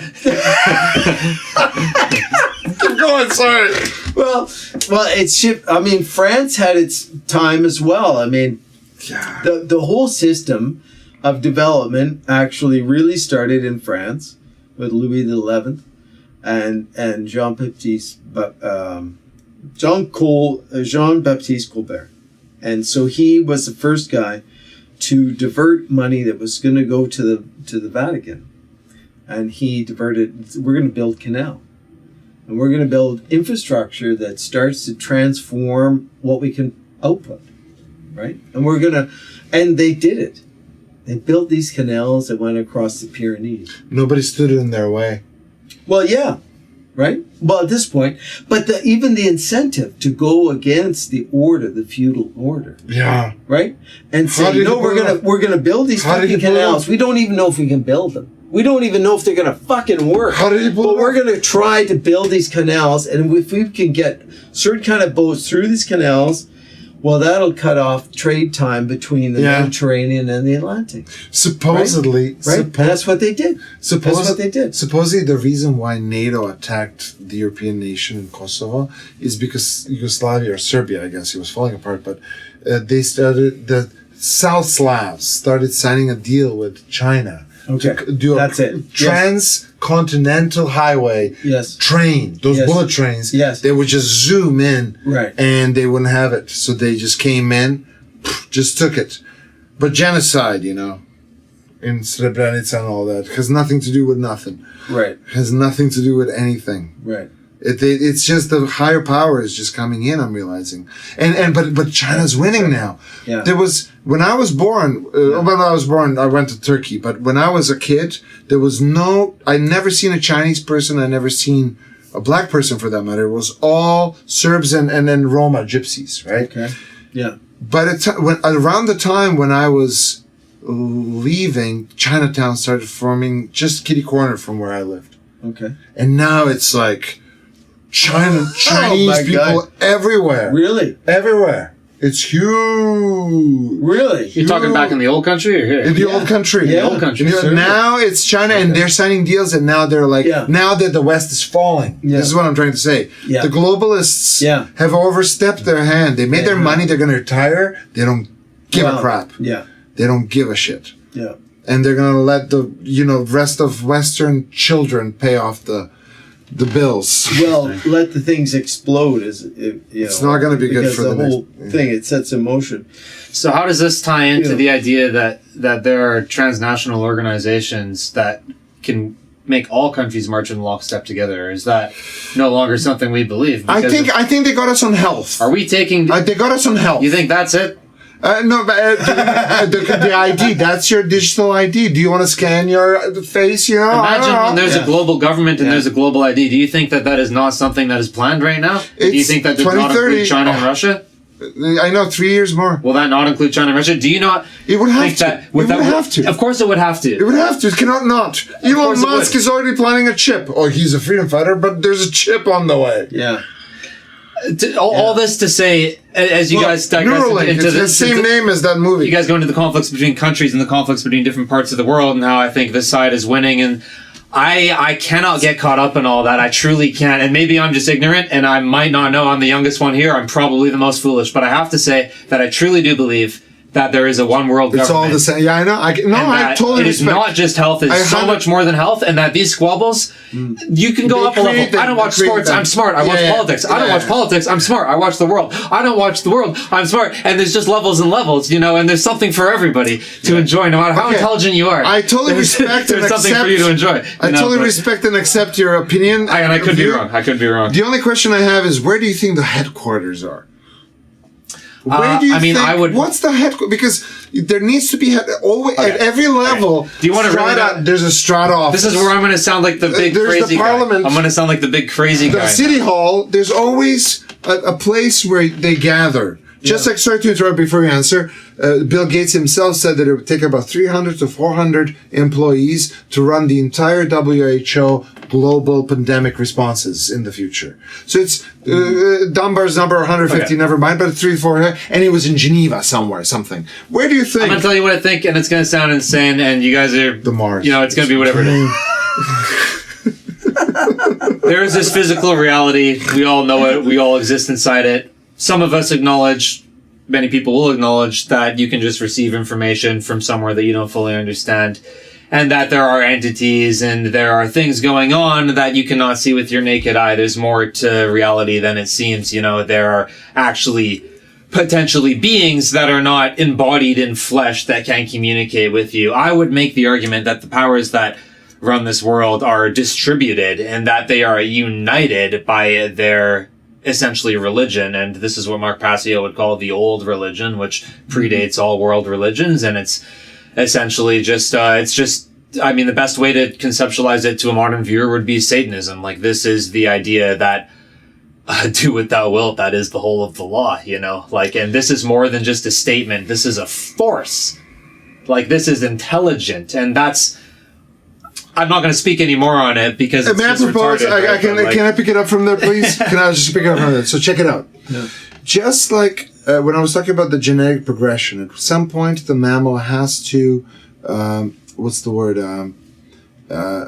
how to crawl on land when it comes out. No mammal, an animal, fish, what have you. Whatever it is that it was before, what have you, whatever the ancestor was. Yeah. At some point, and the genes will always follow in track with whatever they keep in the nuclei of the cells. It's incredible, the replication level. It's truly insane, actually. The fact that every cell in your body has the exact same genetic code is just insane. Unless it's all a lie. I don't think it is. It seems to check out.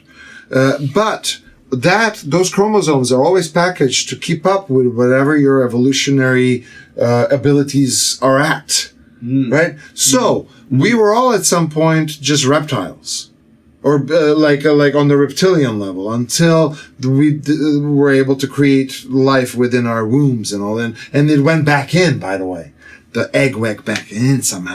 like it's crazy, I don't like that image. right? But that's in the genes, and every gene level has that, right? And it's built into the fabric of how, and then it built. But on a mimetic level, just to go to your point, tie it in. This is as I was saying, the Abrahamics have the very same level of what you just talked about. What do you mean? The original stories are all shared. Oh, right, yeah. But they create that basis that you just talked about. This is God speaking to me, yada yada. And everything else is just flowers of the tree that are kind of like blue flower, red flower. You believe, do you cross yourself like this, or do you cross yourself like that? Yeah. It's just ornamentation. But your point is that it's all run underneath by this force that everyone actually I actually believe genetically is predisposed to, and we can't help it. I'm not saying we're genetically and it's predisposed. In all the religions, it's in all human endeavor, it's in all human expression. What and expresses itself like that. What I'm basically saying on this front is that I believe in an evil force that exists in this universe, the same as I believe in a good force, and I believe that good and evil do exist. And I believe that part of what this all is we don't just fucking lay back and think because we're good, we win, and lay back in that arrogance, and I'm speaking purely in spiritual terms. I'm not talking about anything else right now.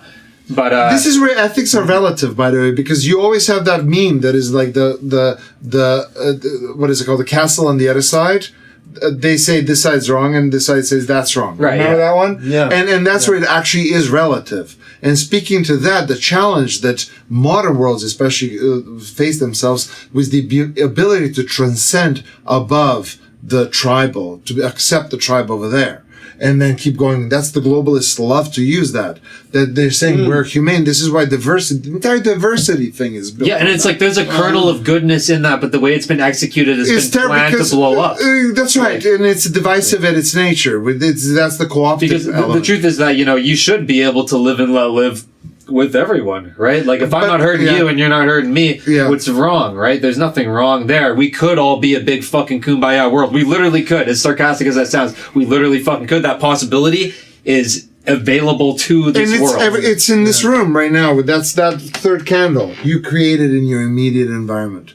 Because this conversation is not guided by what's my liberal neighbor going to think. No, this is a fucking... It's not guided by that. This is an unrestrunethical zone here. I mean, but at the same time, it's not I don't talk like this.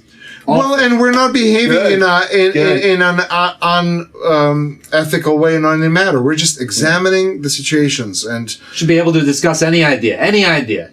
Yeah. But what about those premeditated, murderous ideas that lead people to do criminal activity? We can't restrict it. This is where it happens. I've looked into this a lot because law is really about how dangerous something it is or can be proven to be. Like a woman, like I was looking at the whole femininity, masculinity thing, and there was like the whole element of a feminine or a female being afraid in the dark more than a guy would be. Okay. Right? And it's all based on feeling. Like, she feels threatened by a guy. Like, it's enough that this whole, what is it called? Washroom fiasco with the trans people is because femininity, it doesn't like masculinity. That's the contention. The feminine feels threatened. It's a feeling. One of it doesn't like it. It's just you going to take a piss. I mean, this is... No, but the point is the feminine is weaker than the masculine. It's like I can like people and not want them to be around me when I'm pissed. No, but I'm specifically I'll even go farther. I'll say that absolutely, too. But I'm specifically honing in on the feminine versus masculine element. Right. Where the feminine actually needs to protect itself or like guard itself. There needs to be women's spaces that are just for women. And my point is that's based completely on the subjective. The one that we can't prove. Because all the woman needs to say in testimony is that I felt threatened by the guy. Like that's all it, like the threat, her feeling threatened by like a mob of people, well, it feels unsafe here. And then all it takes is for something to actually happen. Then you have the empirical proof. But regardless, the emotional, this is the elephant, the emotional This is. Can I actually add another element? Oh, can I? Will you guys indulge me? Another elephant? Oh, so Another elephant. another elephant. Yes, thank you. The genetic molecule, the functional group of a genetic code of the actual gene, and the proteins that it creates, but gene are contained of 3 monomers. 3 of them. Okay. There's 3 of them, and that's your in the DNA loop when it goes around. That main molecule that creates that, there's 4 of them or whatever, right? It's consisted of 3 things that are bound by hydrogen forces. Okay, they hold themselves together, and one of them is, I can't remember, but analogously, we've got in our beliefs is the modes of persuasion from the Greeks: pathos, ethos, logos. Okay, follow me through. The hydrogen force is the feeling.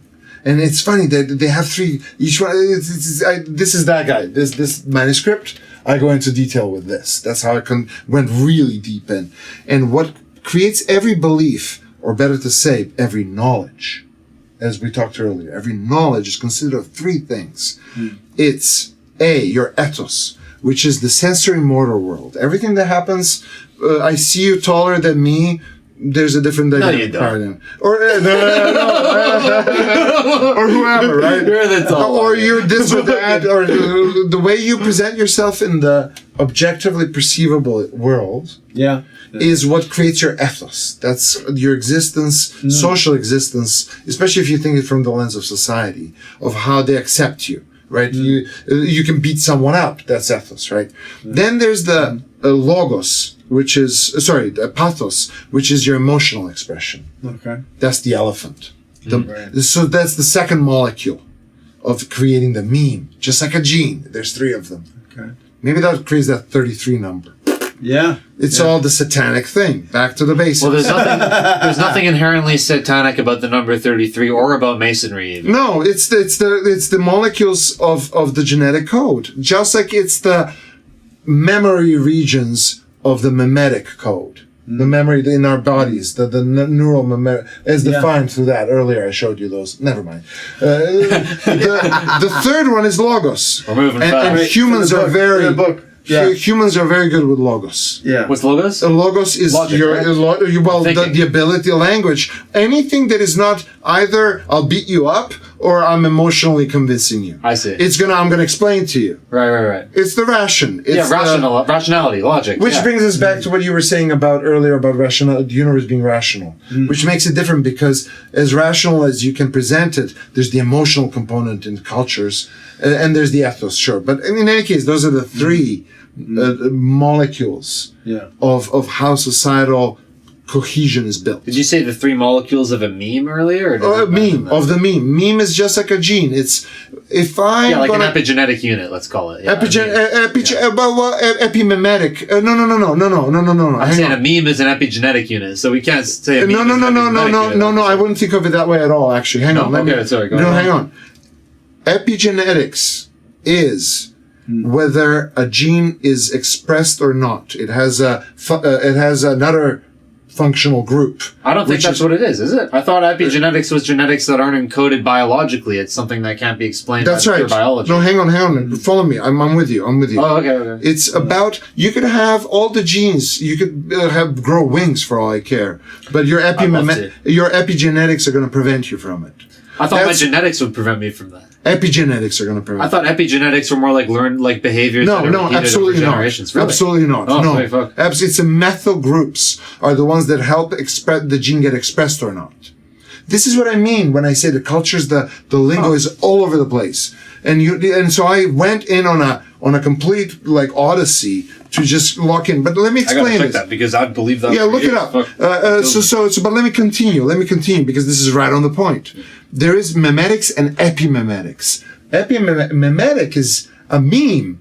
Is in your head there exists an idea that if I get up and whip my dick out, for example, do something that's very un-internet-like. I do something very It's a good thing this isn't societally unethical, okay?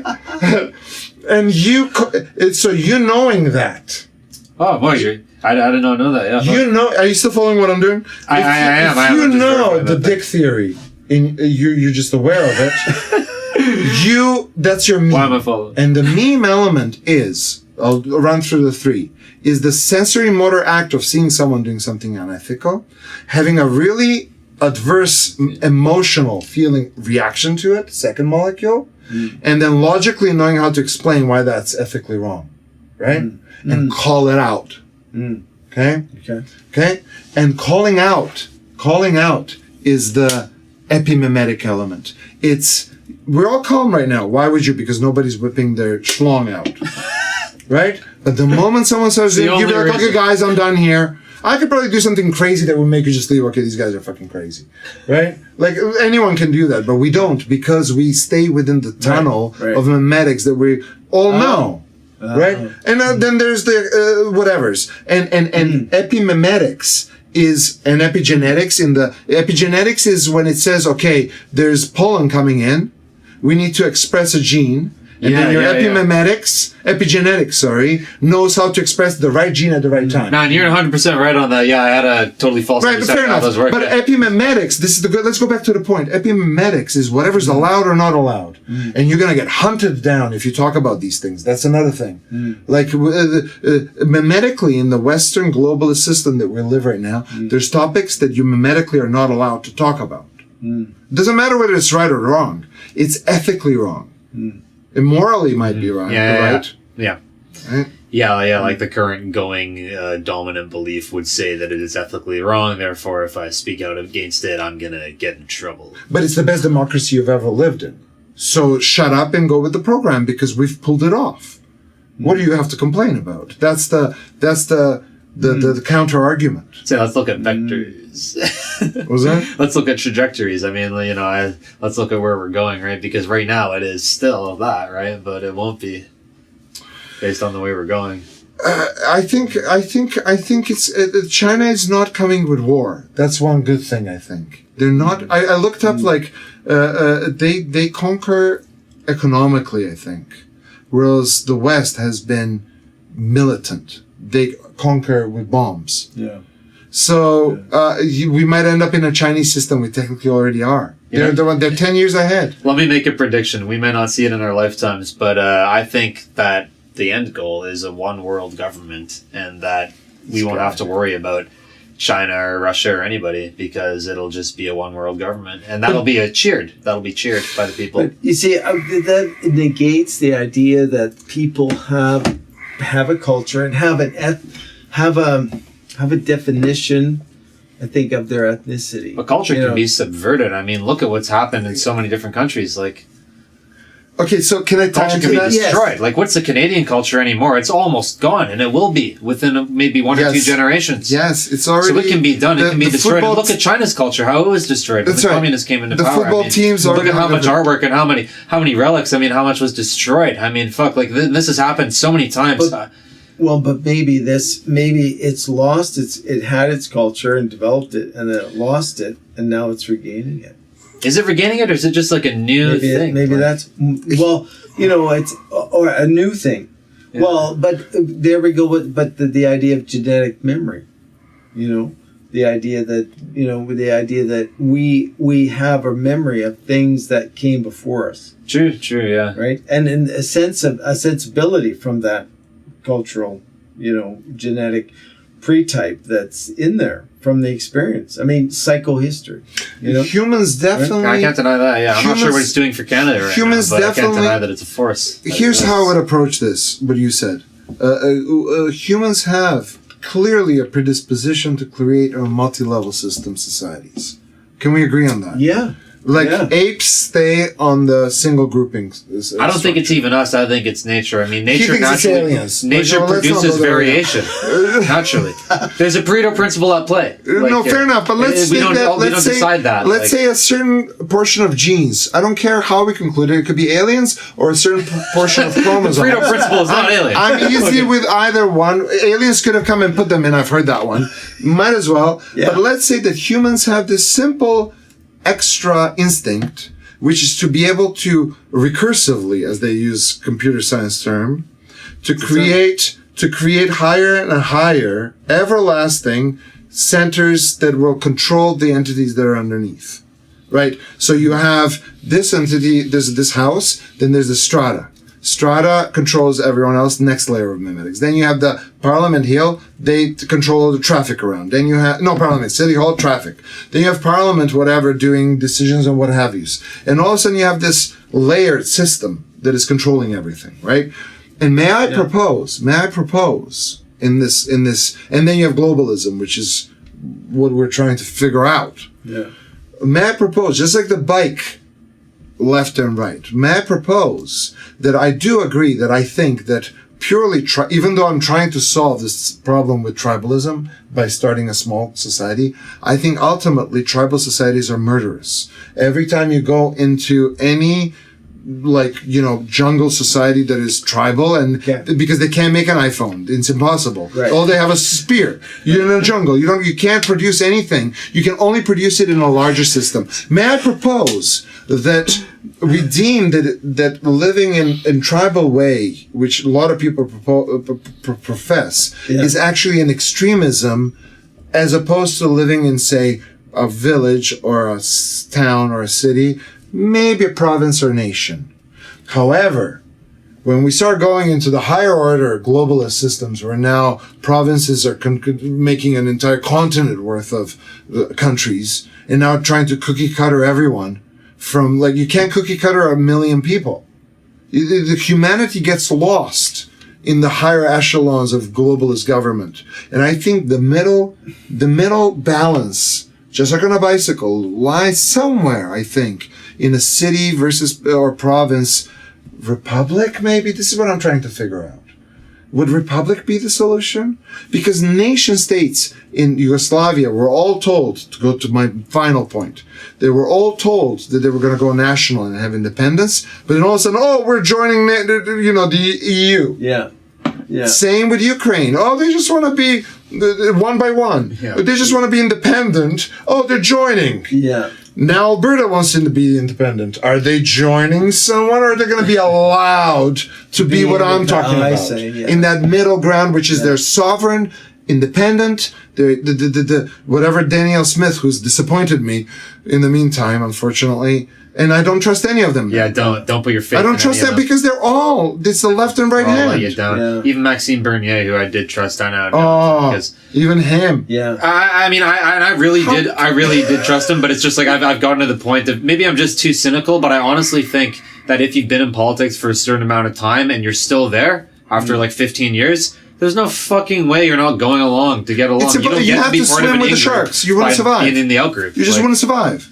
That's the name of the game. That's if you make that your career, the power. That's why I think that you have to have your sustenance. And then you have to have your activism. And this is a template for anybody that wants to take what they believe and try to make some tiny difference in the world. I truly believe that you need to have your sustenance, something that pays your bills, something that's fairly non-controversial, and then you need to have your activism, and you should try to keep them as separate as possible. Because if your activism becomes your sustenance, you may find yourself becoming a grifter or some other dark entity. It's so easy, right? When you depend on people for your survival. But that's your handout.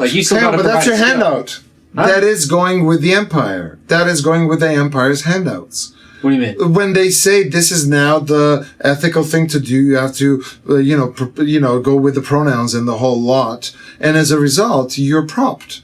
Your you mean if you bend the knee because you want to keep your views coming in? Because there's jobs. There's this is one of the arguments I heard with the feminism is that the women got the rights to vote and all the rest, and now the organizations that used to speak for women's rights, well, what are they gonna do? Yeah. What's their meaning? What? And a lot of people say that that's where the capture and the co-option happened. Yuri Bezmenov style. That's how and it's a never spinning cycle. I can see the cycles now. I'm realizing I think the West will just simply go down gradually. Maybe more quickly than not. Mm-hmm. And people are going to just move to Asia. I want to stay here. Vancouver has nice weather. I don't see that happening, but some people don't like it. Well, Eurasia is a huge continent, and it's largely undeveloped. That's the thing. It's actually undeveloped. But can you imagine a world where you have a network of cities like New York in the north, the Great Lakes region, right? And you have that in Eurasia. You have like that's 10 of to those. happen. 10 of those. I think it's starting to happen. Well, it's the Shanghai. Yeah. It's Yeah. like my friend went You know, and he says like the it's all electric. There's no sound of cars. They're already in the electric world. Go figure. Yeah. But then they have projects. Wow. Projects. Yeah. Yeah. It's not poverty, but it's projects. Because everyone goes to the one big amazing library. Right? It's kind of like everything is kind of you sacrifice. I don't know. I have to examine. It's a different system. I mean, But is it's it growing. is it fake news that you get welded inside your apartment during COVID in China, or that your social credit score drops and you can't board a train or buy something? I think that was real. That was all over. I think it was real too, and I It think was that's the world government. too is soon coming for us. AI. Too soon for AI. Well, Need you know AI what around this. I was told is a lot of that material came from Taiwan. Taiwan, eh? Taiwan. And they passed it off as mainland China. But it was staged in Taiwan. Staged. Staged. Interesting. Yeah. Yeah. I'm not above It's reconsidering See, this this either. is the whole battle between Taiwan and China, right? That's right. Right? Saying So the Taiwan's US trying to make China look worse than it is. Yeah. Because So what do you Taiwan guys think doesn't of like the China. whole? So you guys, what do you think of the? Oh, let's not go there. And the Chinese, they shoot themselves in their own foot, because they think, the rational application of technology for the common good is, honestly, they're doing it for the common good, I believe. But the thing is, they don't realize what it looks like to the outward world. And it looks like they can easily spin the thing like, here's... How is it the common good? That's centralized control. I mean, that's creating a ring of power. That's too dangerous for anyone to wield. Well, you have to look at the whole system. Yeah. There's a really guy, like, there's so much, Here's an example, if I may interject. Yeah. Sorry. Yeah. Would you rather have a bunch of people living in, let's say, call them shanty houses, but they have, their eggs and meat every day, and they are not sickened, and they can go to the beautiful libraries designed for the masses out there? Or would you rather have your own house, but then you have a whole bunch of people in Skid Row over there just dying? I think that's a false dichotomy. How can you put me into those two choices? That's some fucking... Man, come on. Like, that's... Because hang on. The reason why I say this is what the socialists, because Yugoslavia was like that. My dad used to say There's a this. whole world of possibility out there. What they would do is they would go get that guy on the road, drag him out, and say, "You're gonna go and build that road right now with the rest of the comrades. You're all gonna do it right now. No choice. Yeah. Because we're building for the greater good. There's no one's homeless. And what is it? Kazakhstan. That woman that I knew, she told me that if her dad once came back home with a guy and he stayed for like 3 years." If you go to the square and some homeless guy comes, I have nowhere to stay, it's your duty to take them in. And they can stay for as long as they need until they can be on their own feet. Like, the societal... Well, how the fuck is that fair, though? And that's just how the societal... Because no one should be on the street. Of course, no one should be on the street, It's but... a different... Because it's not about... Yeah. There's no... And a Persian woman said, we don't know personal space. In West, they have this personal space thing going on. Whereas the East, there's no personal space. There's no... It's just... I don't like the sound of that at all. I gotta be quite frank I know. with you. I think that the human being needs to have a certain amount of sovereignty. The balance. That's the balance, right? What we're saying is there's experiences of people in the East that we can't even imagine, like, they don't even understand our frame of reference. We're trying to understand, like, we think... Right, but are they better or are we better?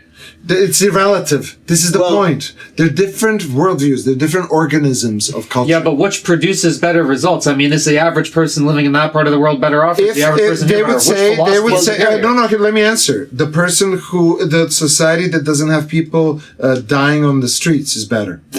What society doesn't have people dying on the streets? The socialists, they don't allow it. They will give Don't allow it. They fucking cover it up. There are people dying in these countries. No, of course, because when you actually... No, hang on, listen. Even in Soviet Russia, when they claimed every person would have a house, people were still... For sure, this is how I would run this. Out of 1,000, how many would be on the streets? And honestly, like, you go to Russia in these places, they'll kill you. They'll just literally murder you. Is that a solution? I mean, for them, it is. In a lot of these countries, the reason people aren't on the streets is because if they use drugs. That's what I mean.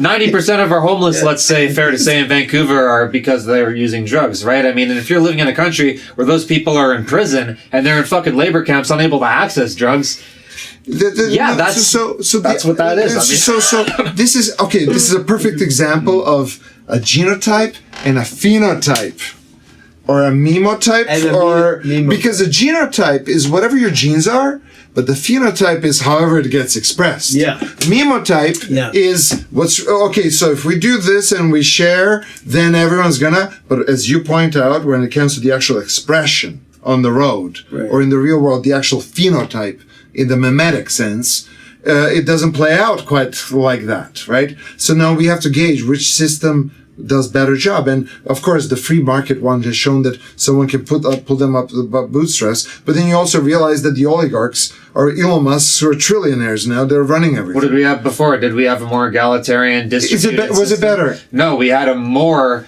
top controlled system. The average person now, I mean, if we choose to exercise it, and the only reason we don't is because of mind control. If we choose to exercise it, we actually have more economic power and more freedom than people did throughout history. And I would say to that, and this is why the COVIDians were so arrogant about it, is because we reach with science and knowledge is above our pay grade or ability to know. We have reached a system, let's call it democratic or I don't even know, Western, weird.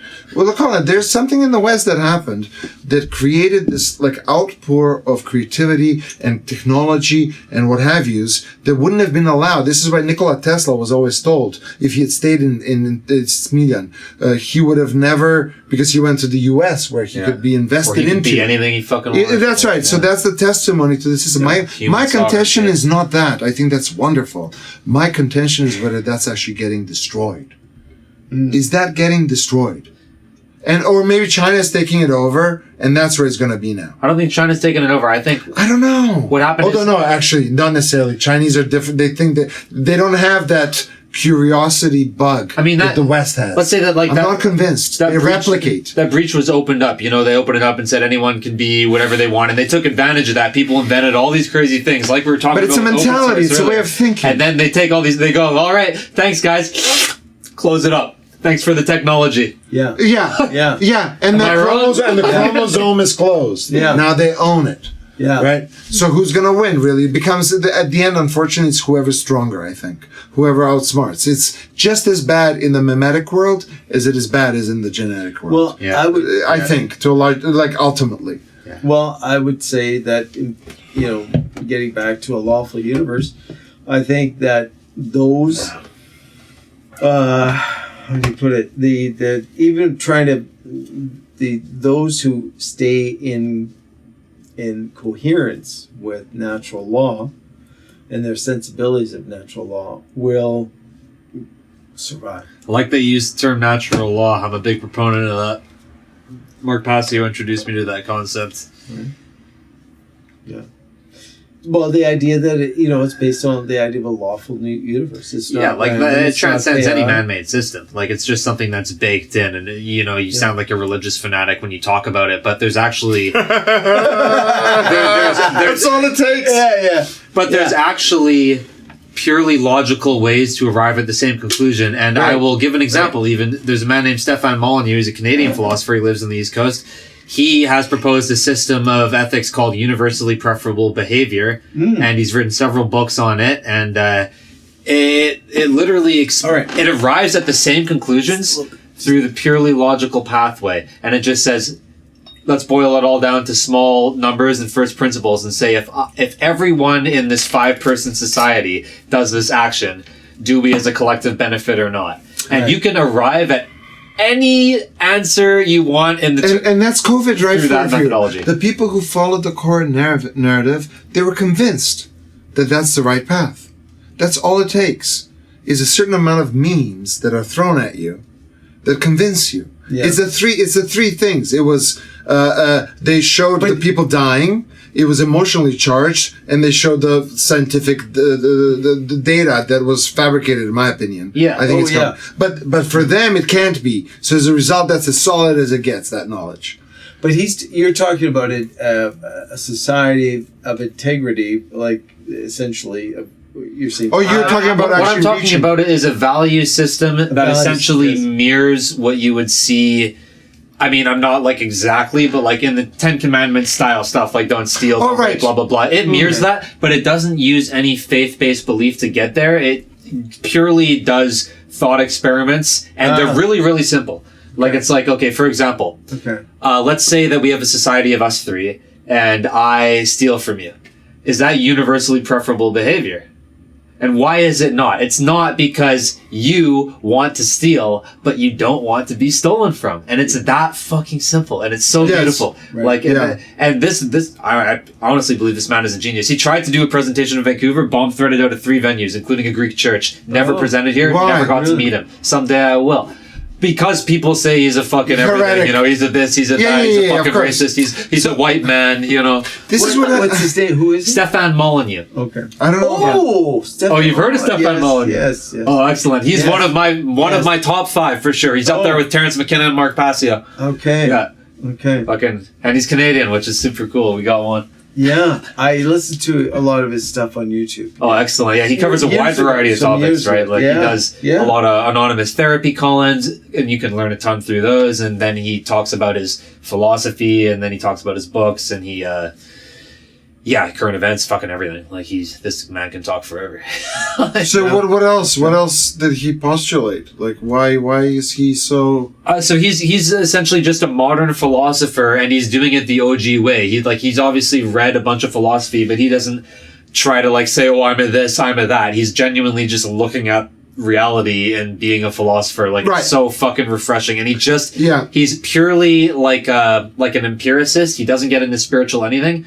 That's not what I believe, but an excellent resource, because this is a purely logical mind crunching all this data and giving you these methodologies. May I propose to give him credence? Credence? Is that the word? Credence? Yeah. That the empirical world, as he would talk about it, is all we do have. As I said, we can't access the other person, because you can't access the other person's subjective. You only have yours.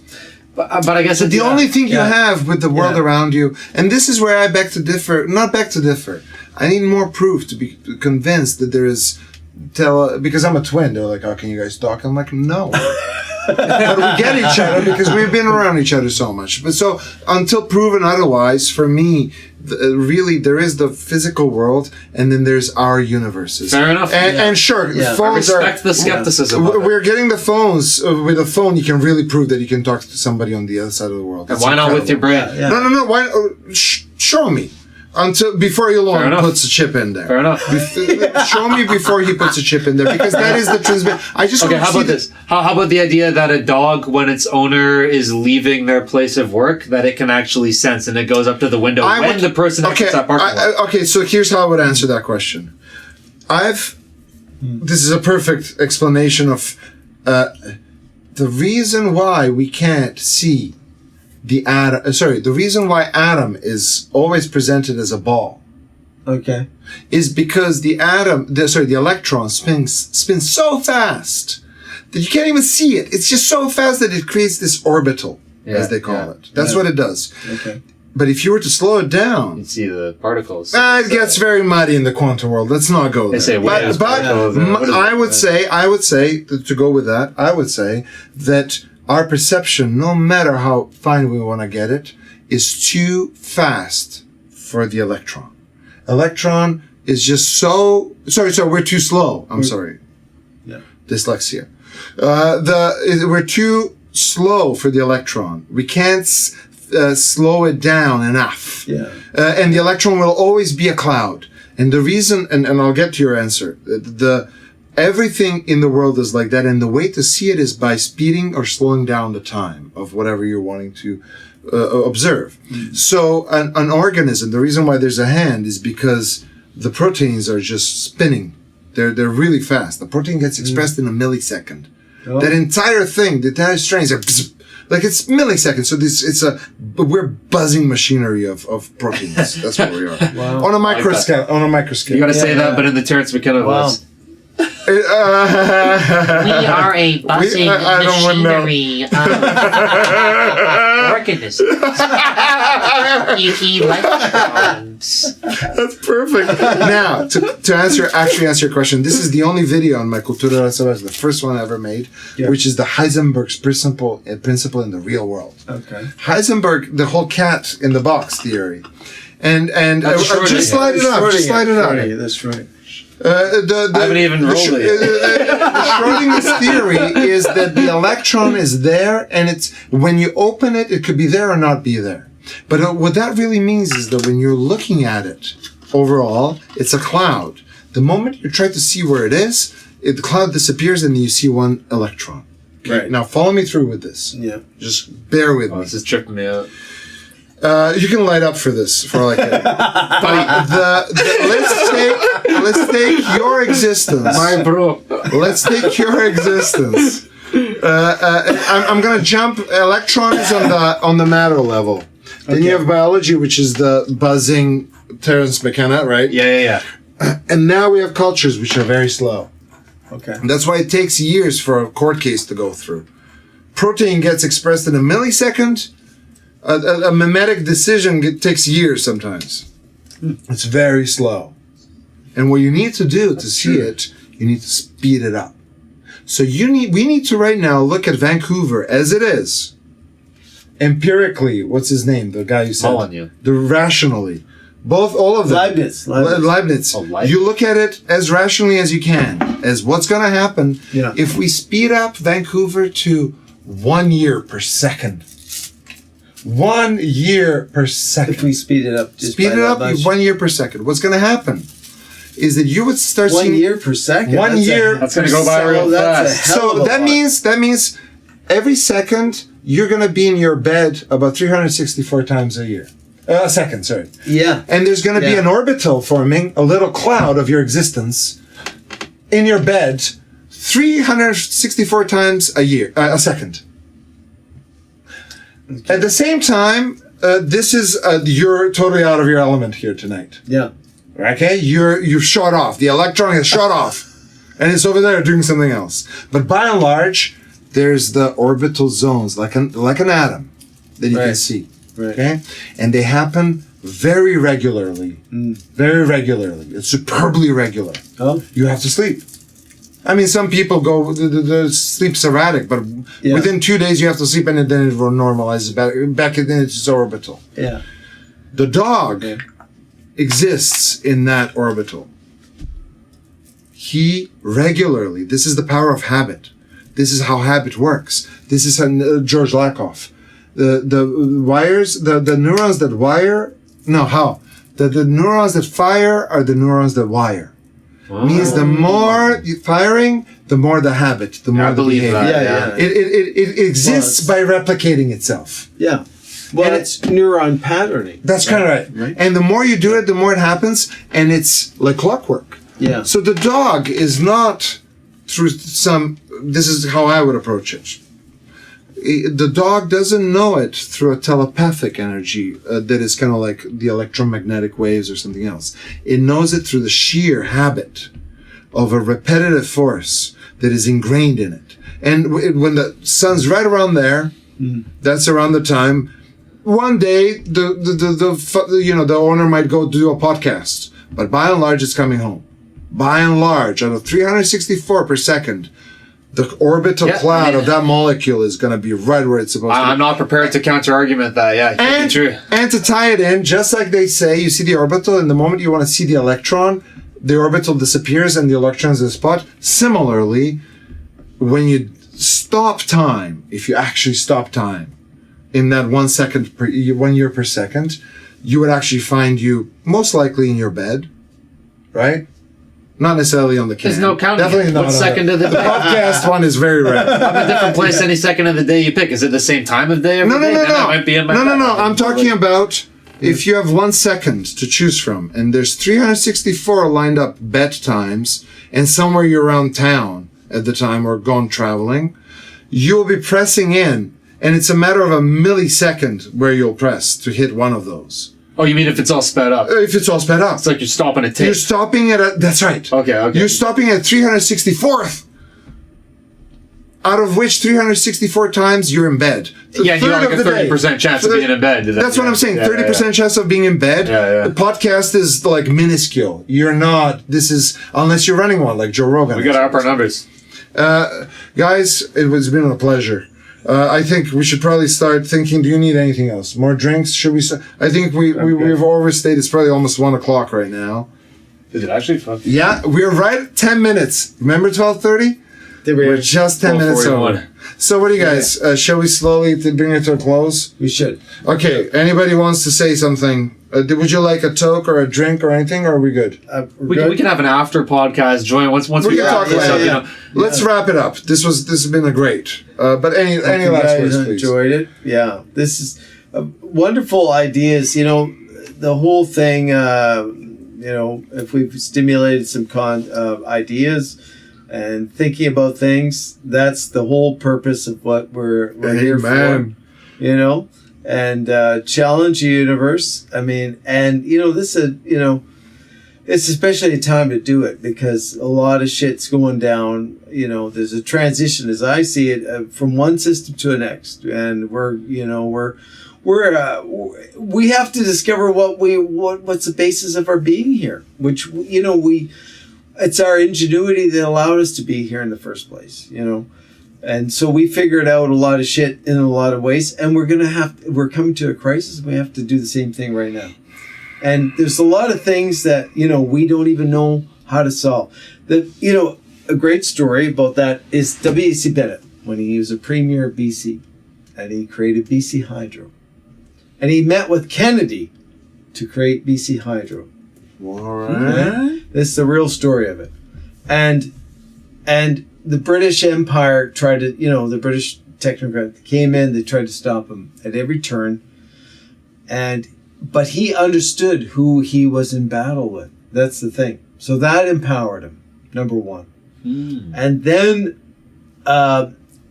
fruition of it came about. He did a number of things that just blocked. I mean, the Peace River project was firmly in the boundaries of BC. So under the Confederation Agreement, you know, the boundaries of BC were the barrier to federal, you know, intervention.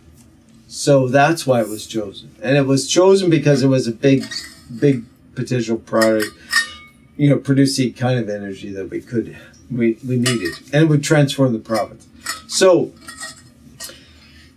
So that is visionary leadership. I mean, that's a guy, he just pulled it off. Well, he went for it. And the thing was, when they signed the agreement to build the dam, they didn't know how to transport the power in an efficient way over hundreds of miles. Is this like Lafarge Lake, like the original This is hydroelectric plant for Peace River Dam. Oh, Peace River, okay. Okay. The original BC Hydro project. And they didn't know how to transmit the power properly at a low cost to make it efficient. Because he had agreed to a price structure with Kennedy. Here they are, they're meeting, they're examining, like, what's the true economic means by which we can afford to build this fucking thing and transmit the power. And have it continue working. Well, exactly. And then you get benefit because you get power, and then we get the residue. We're producing 24/7, right? And so it's all about an engineering problem that has to be solved. And the guy commits to building his fucking project before the engineering is solved. Now that's a fucking leader. That's a leader. That's a guy who believes in the human creativity. And that's blind faith. Because we didn't know if we could do that. Right? Ever solve that fucking problem. And he's putting it, let it ride, the whole roll right on the table. Now that's balls to the wall. That's what makes a country. Yeah. That's what makes okay, and that's... And there's the element of him doing it for the people. It's not in the name Exactly. It's not in the name of... Yeah. It's in the name of the people. It is. Yeah. It needs to go. So well, that's agape. Yeah, very good. See, that's agape. Yeah, I like that. Right? Wow. And this is what Schiller's talking about. And our development, our real moral development is our capacity for agape and cultivating that. Because that is what unites us.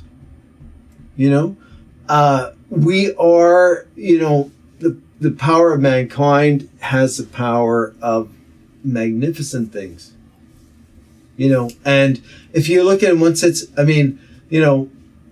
maybe we are one of a potential of a beautiful species. And this is what a beautiful species, a beautiful soul. Schiller, right? And so, because he realized that really, I think his fundamental thing was he realized that even though, let's say, we're soul and body, so we're soul and body, we're in this body, but let's say our soul is capable of a lot of bodies, even more magnificent bodies. But the soul chose this body for a reason. Okay. Now, what is to be gained from that? Well, vulnerability. We are vulnerable. Without our creativity and reason, we're not going to survive. Period. Bears strong, gorillas strong, crush humans, no problem. You see? Yeah, it's actually quite. We are physically weak compared to everything else here. It's true. It's almost like we're. How not many from people here. survive a bear attack? Not many. A bear is designed for this world. world. Let me just ask you that. Okay? We've created, humans have really and we've managed to create the zones where we can be creative and be like what you just described within the sphere of our societies. This is probably one of the biggest achievements. And that is to be maintained for sure. I agree. I'm in the art sphere myself, right? And the amount of meaning, and it's funny. Arts itself actually doesn't even necessarily connect itself to the rationality. It's really whether you enjoy it or not, which is kind of ironic, right? Yeah. Right.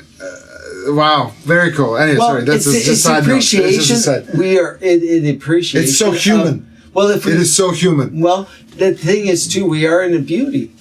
We are in beauty. And the recognition is that even our perception of beauty is beauty. Yeah. That's an act of a creator that wants us to understand the beauty of our of existence. That it could be. Yeah, and this is where Schiller is high and above. This guy. I love this guy because he conceives of the highest good as beauty. Differential from There's something to that. Moral, right? Beauty. It's like you. Holy Christ! You nailed it. It's almost like if some force figured it out for us. It's like, yeah, of course it would be beautiful. Yeah. I don't know if that makes any sense. I barely said anything. Right. I have to use the washroom. I'm so sorry. I hate to cut this close. This liquor's going right through me. You kept pouring this thing, I had too much let's of it. call it off. Thank you, everybody, for being here tonight. Yes. Gentlemen, this has been a total pleasure. Thank you so much. On that note, to beauty in the world and to gatherings. The last little bit that's left. And everything, whatever's left. This has been a great conversation for you all. Thank you. Thanks. There will be more to be continued.